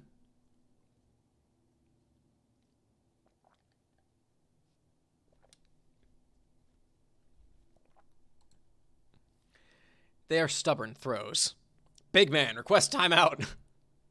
Bethune, Alright, homies. Everybody, all y'all hold up. The big man wants to take a timeout. BM wreck some havoc. The big man's about to wreck some havoc in the yard. The court is on fire. Request ruler. Dude, come get the ruler. Check this out. Dude, hurry. Look, she's escaping from above. Okay, dude, no. Okay, how am I going to wreak some havoc in the yard with a meter, you chump ass? Ha ha ha. That's right, the yellow yard. It's the yellow yard, is that what it's called? Again, with the metric system, what is it even with you and units, man? It's like you must be toking up on a joint to make you stoned or something. I can't even think of who leaves all their rings lying around like that. This is awful. It is so infuriating. Shit, where's the manager? Dude, no, let me show you. No. 8.56 centimeter meters. Fuck, no, dude, you got to snap it brokeways. Snop. Splinters. This feels like an aneurysm, right? Or like a stroke, I don't know.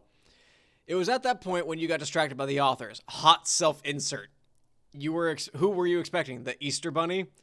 You probably want to know how involved the big man wants to get into the story. How much will he fuck this up? Well, all if you got to say to thought that is fucking hell. Yes, this is awful.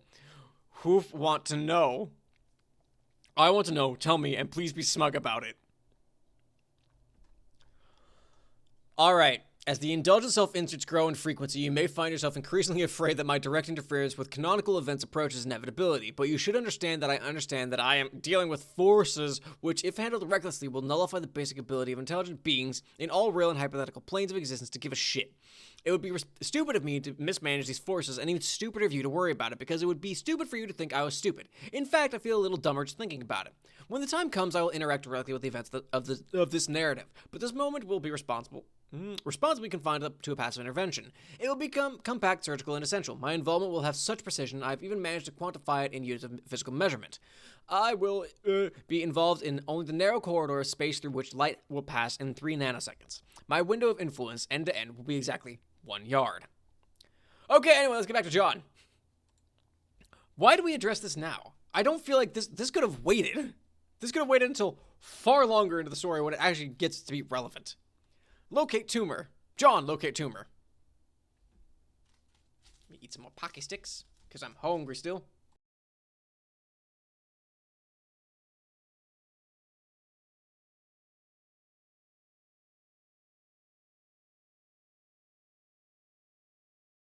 Look, there it is. Look around. Are there supposed to be like other quest beds? Is that where John and or where David and Rose die? That might be it. Look inside.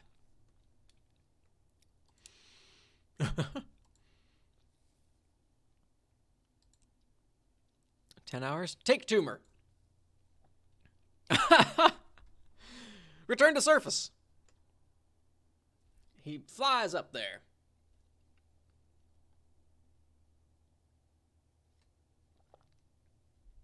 John's got a serious face on. CD? Approach locals. You and your rabbit friend approach a gentleman wrapped in a fine white cloth and his courageous cohort, a young man riding a great gust of wind. You are so impressed you forget you were supposed to be doing. Reunite with Liv Tyler. Or John reunite with Liv Tyler. Sweet, precious, beautiful Liv Tyler. You thought you'd lost her forever, just like Bruce Willis did when he blew himself up with a nuclear bomb in the center of an asteroid the size of Texas. His heroism and fatherly pride were also the size of Texas. But your love for Liv is not fatherly. Oh no. This reunion is with no loving daughter, but a loving movie star fantasy crush who happens to be in the form of a robot bunny who has traveled through time and been given to you as a gift has been given as a gift on 5 separate occasions, twice by you and thrice to you, and originally fished out of a sewer by Nicolas Cage on the silver screen. You forget the point you were supposed to be making. But you wonder where all her sweet weapons went. She indicates in the language of plush toy pantomime that she has no idea. They all blew away in the breeze. Dook. John, retrieve tiny hammer. This tiny hammer is so ridiculous. It's too bad it's not the right size. You would love to wallop some imps with such a fanciful weapon. You guess you could just go around giving them little bops on the head with it, like a silly gavel. No, that would be too absurd, even for a great prankster like you. You will discard this rubbish immediately. Wait, what is this? Miss Tyler is handing you a note. Read note. John! Wait, this is Jake. John, one more thing. This rabbit is, I'm sure you've noticed, is armed to the stitches. He's got all 4 of the funny little weapons I mentioned that are all deadly as the fucking Dickens, but that doesn't mean they are meant exclusively for the paws of Mr. Terry Kaiser. That is the name I call him. Heck no. You see, I adapted Terry with some doodads you may deem practical.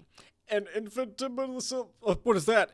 Infinitesimalator, which I used to littlefy them down in the first place, as well as a monstrosifier for when you would like to hugen them up and wear them yourself.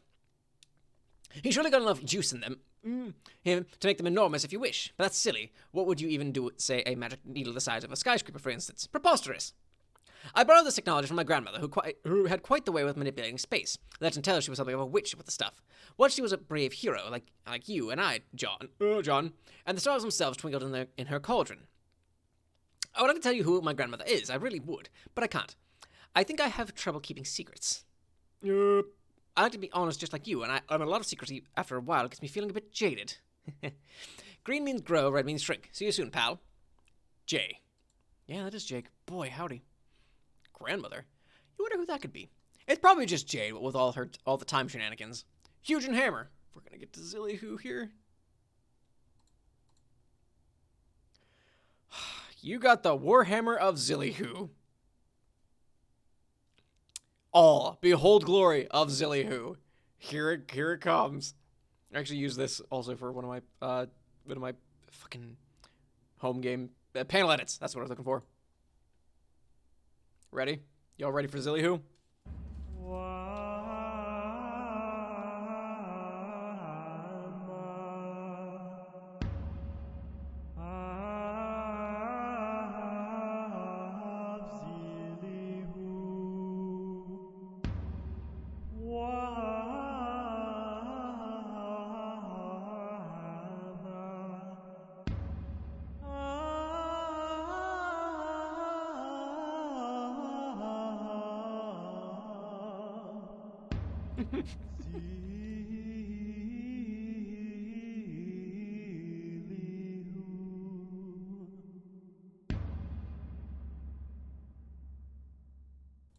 There it is. There it is. Look at this stupid face. Beautiful.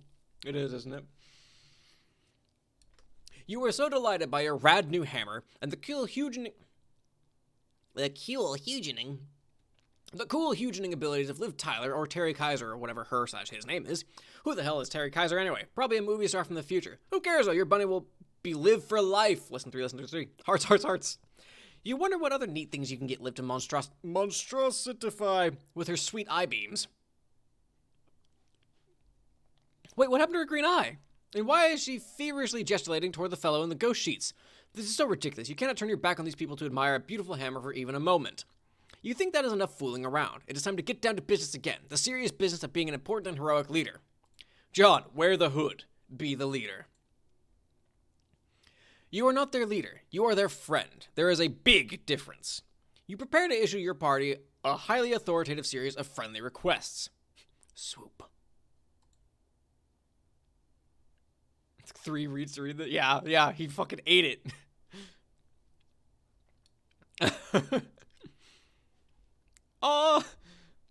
First, you request that everyone settle down. The squat fellow mediates between the two bickering parties and patches up Liv's missing eye. She is nothing if not accustomed to decades of repair work and quickly resumes her plucky demeanor.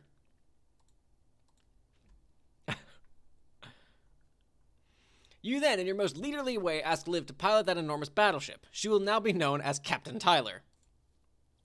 She littlefies the ship down to something more manageable for a small bunny captain. Everyone is impressed. You give your wallet to your loyal chauffeur familiar. He looks puzzled. You inform the party that you will not be going on this journey. You must remain behind and continue looking for your father. But you insist their mission is the most critical of all. You know they can handle it. You believe in them. You instruct Captain Tyler to set a course for the ship's home.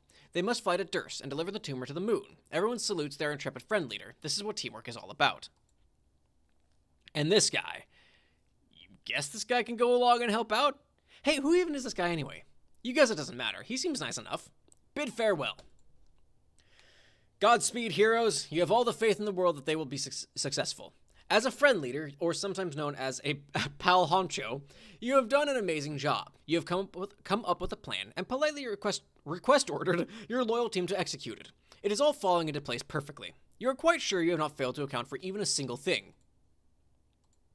Garden Nozzle began pestering ectobiologist. John, I'm worried about Rose. I'm pretty sure she's on her way there to look for Jack. I can't say for sure because I can't see her with my goggles anymore for some reason, but I'm fearing the worst. Just in case you should try to intercept her before she does something stupid like try to fight him. Also, I guess you probably still don't know about your dad yet, do you? Darn, why do I always have to be the one to break terrible news? John? Stupid idiot. Oh no, I forgot about this one. This would be a good thumbnail too. Fuck. The face. Oh god, please don't tell me your computer was in the wall you just gave that guy. Damn it, John! One of these days you will learn the value of having plenty of backup computers. In fact, whenever you finally leave the battlefield, I'm going to give you the code for a nice pair of lunch muffs. And then I'm going to force you to keep them on your head at all times. Yeah, you're never going to read this, are you? Huh? Something is happening on the other side of the planet. Something ominous. Something grimdark. You're so glad that grimdark is a real word, so that when things like this happen, they may be described as such. Maybe your dad is over there? You believe you will investigate. Is grimdark still a thing? Like, in fan fiction? Is that still a word people use? I'm so far out of the loop. I'm old now. Approach grimdarkness. Ugh. Frightening. Arachnid's grip began trolling tentacle therapist. Began trolling tentacle therapist? Don't actually know, to be honest. I just don't know if that's still a thing. Kind of like how Lemon isn't a thing anymore. I feel like that's dating myself. John, you're heading into the blackout, so I won't be able to see... Why? Hang on, she's trolling tentacle therapist, yet she's talking to John. You're heading into the blackout, so I won't be able to see you until you leave. But don't worry, I can still sense you're there, because of awesome powers, remember? Smooth move ditching your computer like that, by the way. That was some incredible leadership you showed. Now I have to contact you through... Oh, okay. Contact you through Rose. That's exposing me to the risk of actually having to talk to her. Your carelessness has put the Heroes of Light in a very awkward position, John. I hope you're satisfied. Just kidding. She's obviously a little too preoccupied at the moment to be sassing me. Just borrow her computer and talk to me when you get the chance, okay? I'll be waiting. Seer, descend.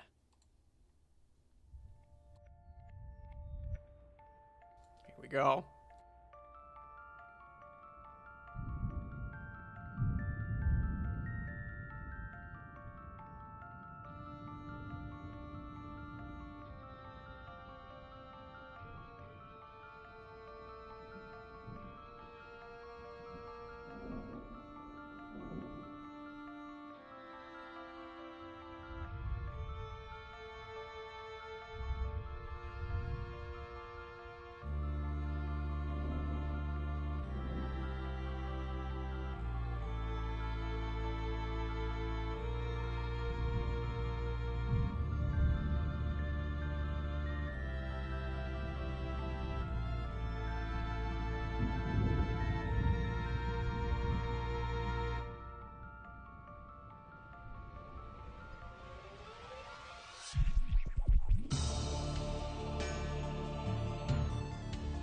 Oh boy, it's a game. I forgot it was a game. I remembered the opening bit, but I forgot it was a game. Yeah, I know. Thanks, buddy. All right, what do we got here? There is no sign of Jack up here. Must be somewhere in the castle. Okay, so that's that. That's all we care about. Okay. I guess let's go in through here. Oh boy, this is very reminiscent of Undertale. Holy shit. Oh, that's just serious. That's not something I can interact with. Okay.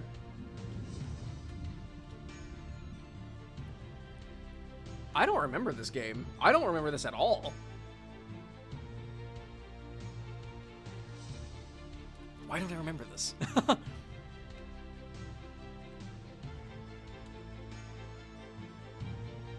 Way too long on this. Finding to interact with the potential Easter eggs.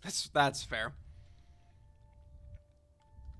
I usually just skipped over the games. I've tried them for a little bit, but then I inevitably was just like, fuck it. I just need to get through it.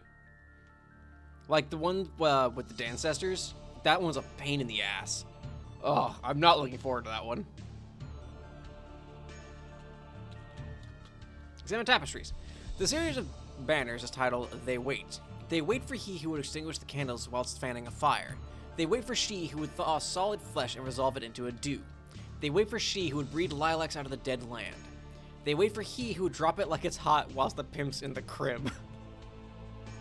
Fucking. Oh, you're fucking for real. Open the chest. What we got? Oh, a bloodied scarf. You got a trophy. Talk to soldier. Prospition. He is too frightened to speak. He seems to be indicating that the only reason he survived this massacre was by hiding behind this pillar. Thank goodness for pillars. The Dancestors one's gonna list once you know which person. I'm gonna have to look up a fucking guide for the Dancestors one. Like, I'm gonna have to. And have that, like, pulled up. You got a trophy!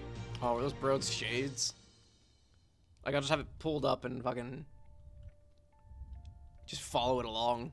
Otherwise I won't get everything. You got a trophy! Cool, we got all those trophies. I think. What do we got here?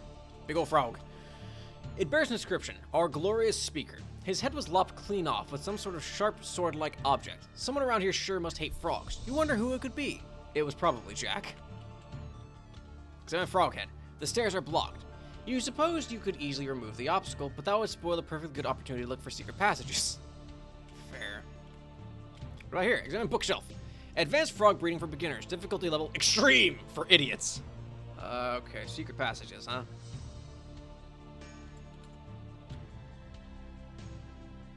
Mm-hmm.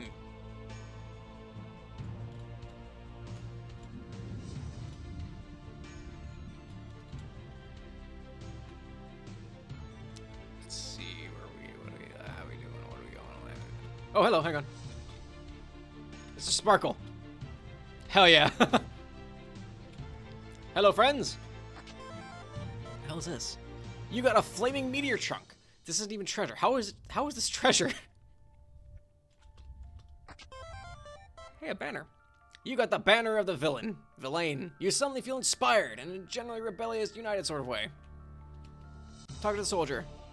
She is all aflutter about a legendary hero, some guy who is weary of war, apparently. A simple farmer, handsome and brave. You think you're beginning to fall in love with him too? To the soldier, Dursite. He seemed to be relieved that he and a handful of fellow soldiers have found a secret hideaway to escape the bloody rampage. Maybe if they regroup and marshal all the remaining forces, they can take this guy. Yeah, right.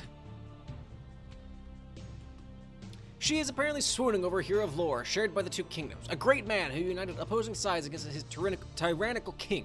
The revolt ended in tragedy, of course, which is typical of their folktales, but it is no less inspiring. Alright, I don't feel like I need to talk to any of you more. I'm just gonna make it through the door, thank you. What do we have here? Books strewn about. Anything this way? Negative. Alright, move on this way. Ah. Jaws. Hello? A slain beast. You've never seen anything so sad in your entire life. A beautiful, muscular man-stallion struck down in his prime. What monster could be responsible for this deed? Man-stallion. Hint, it was Jack Noir. A Malian. Alright, he's going this way. Will this transportalize me?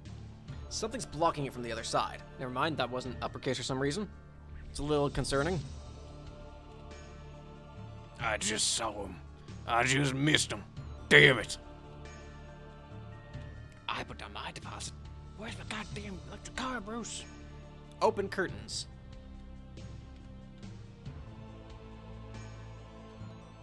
The lack of uppercase there really annoys me. It like unnecessarily, like way more than it should. Same. Like it's like, why is it not uppercase there?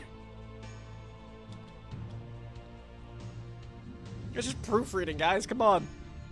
You're gonna make me do this for all of these? Fuck's sake.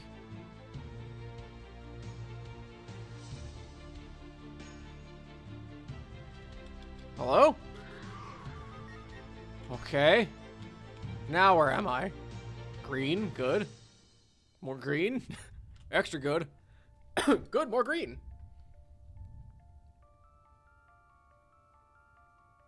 Just keep walking, apparently. Oh, hey, this one's closed. Bloody footprints. Time to die, Jack. Sean? Hi, Rose. Wow, I didn't expect to find you here. What? Also, why are you all gray like that? You look weird.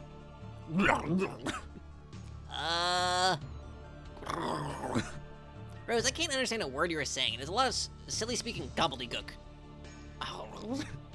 Wait, I know what's going on here. It finally happened. You've gone grimdark. Grimdark. I told you, Rose. I warned you about, what did you call them? The broodfester throws? It's okay, Rose. Don't worry. We'll find a cure for your stubborn throws. But I'm still trying to find our parents. I thought my dad might have come to this castle to check out that huge black rain cloud. Did you see the cloud, Rose? It was pretty awesome. What? You sound kind of upset. What is it, Rose? Wait, are you talking about our parents? Oh man, you mean they're here? Are you saying they're in trouble? Oh no, Rose, we have to go help them. Yes, I'm frustrated too, but there's no time for such lamentations. Do you think you can find them again? Great, I can't wait to see my dad. It feels like it's been forever since I saw him. Please lead the way, Rose. Remove the idol. Transporter lies. Guess we just retrace everything back, huh? Oh no, I forgot about. Oh no, I didn't realize. Oh no, Rose, what happened in here? Was it Jack? Are you saying it was Jack, Rose?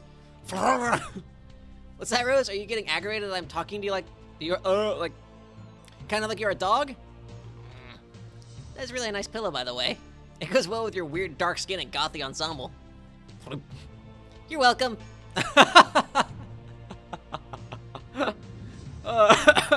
Oh, is the guy behind the pillar dead? Yeah. Oh no. Homestuck in 2020. Yep, we're still out here. We still exist. Oh. I love the sprites. These sprites are really cute. I like them a lot. Uh-huh. Make me walk all the fucking way back. Gonna be like Skyrim. We got like a shortcut. A shortcut at the end of the dungeon. That looks weird there. By the way, did you know that Carcat thinks we're supposed to get married? Wait, I hope that didn't come off as a proposal or anything.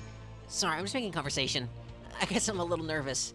Because technically, this is the first time we've ever met. And also, you're talking like an eldritch monster, so I'm kind of babbling. We don't actually have to get married, though. I mean, not if you don't want to.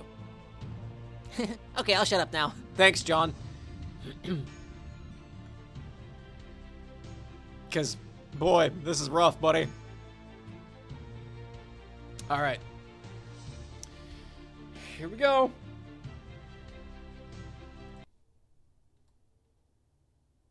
Oh, boy.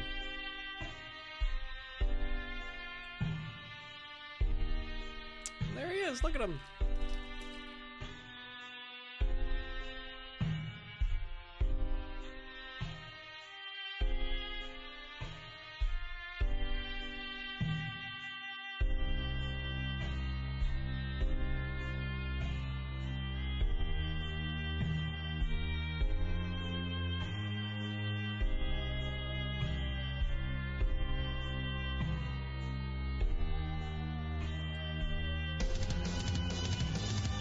No more? Nope.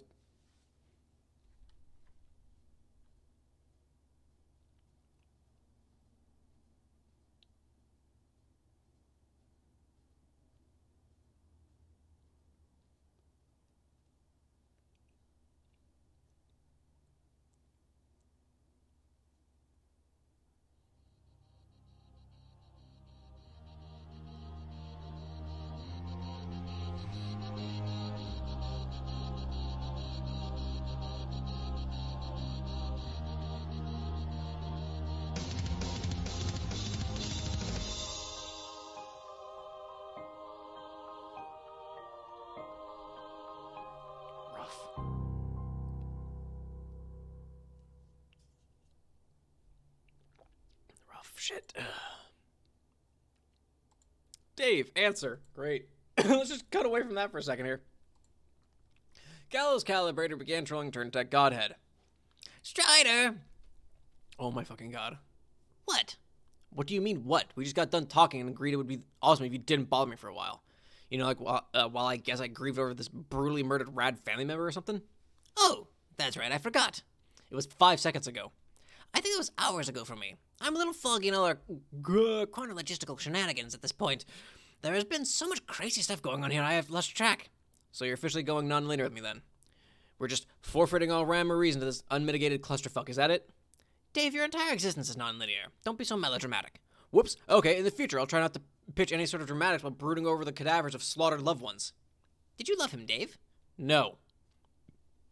But he was your strange human man, Lucis, who taught you to like cool things like swords and puppets and moving really fast. How could you not?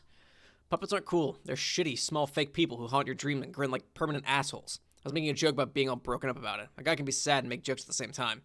You are sad but not broken up about it? I don't understand. Exactly. But you said you were grieving. I said we agreed to leave me alone to grieve. Didn't say whether I actually would or actually am. Well, are you?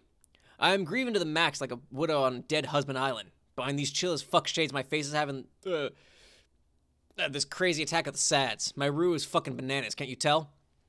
Ugh, no, I can't. You don't sound sincere. You don't sound sincere, but it's so hard to tell what layer of irony removed from reality your flippant remarks are supposed to be. I'm betting you really are sad, no matter how hilarious and aloof you think you're being.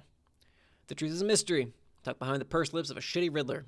They will be loosened only when presented with a conundrous grandeur of rigid, insoluble puzzlecock. Well, that makes no sense. I'm sorry you were so flustered by the mere mention of glittering mythical crypto, Dick. It honestly makes me think you're not ready for the truth. Dave, your perplexing euphemisms involving what I presume to be lewd and vaguely intriguing portions of human anatomy I think are not as hilarious as you probably believe.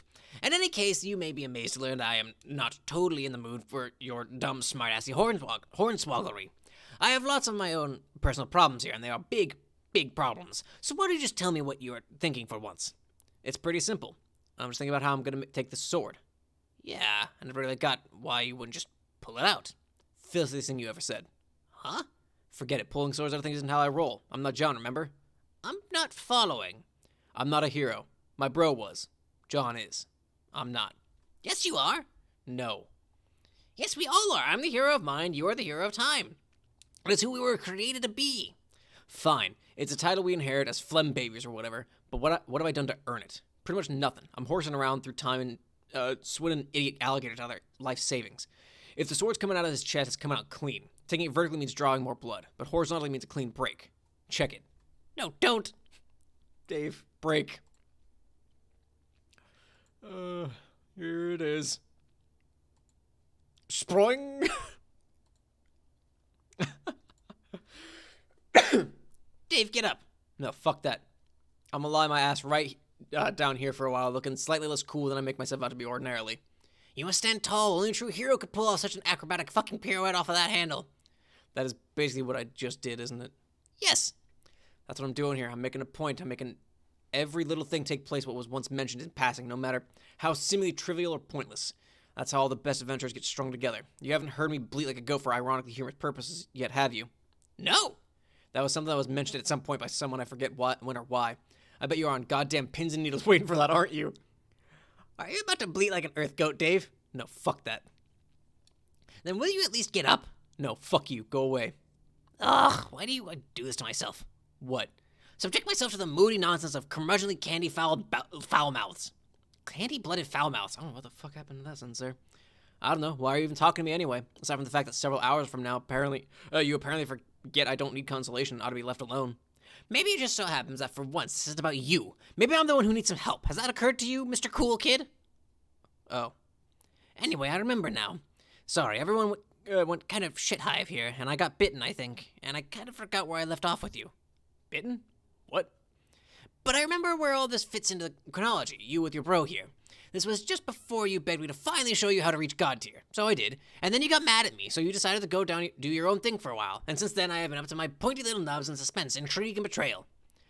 That sure sounds like a dumb way to say a thing. Almost Egbertian in elegant stupidity. The T in Egbertian is soft, like, shh, hey! Oh. Why would I get mad at you? Oh, you'll see. Okay.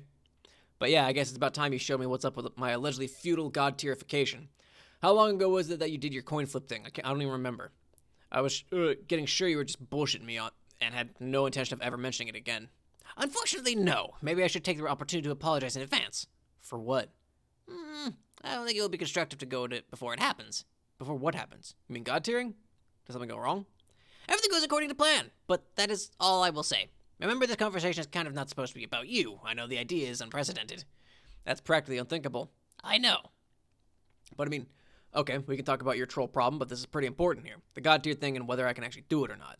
It might be kind of hard to tell on account of me chilling face down to the pavement, and also because downplaying feelings is the chief rule of cool, but I'm pretty pissed about this, which is weird. It's weird to feel mad? Are you too cool for that too? No, it's not weird to be mad, it's just weird it feels like I'm the only one who is. The only one who even... the only one even contemplating taking Jack on.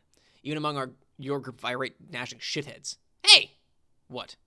Actually, you're right. Turns out we really do have a lot of shitheads here. And also, as it happens, the worst one is the one who happens to be planning to take him on.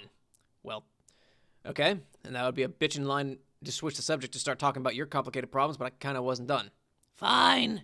But for someone who just told me to fuck off, you are sure bending my ear suddenly.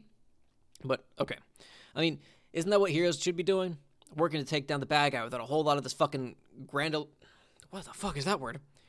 Grandiloquence and these huge sweeping plans that got nothing to do with fighting him. Like always biding our time and tiptoeing around the unbeatable god boss. John's too nice to get mad. Rose spends all her time calculating, to focus on Machiavellian ploys of sabotage to try anything drastic. Jade is, I don't even know, probably a more liability if she got in her head to take him down. If anything, I'd bet she just needs protection.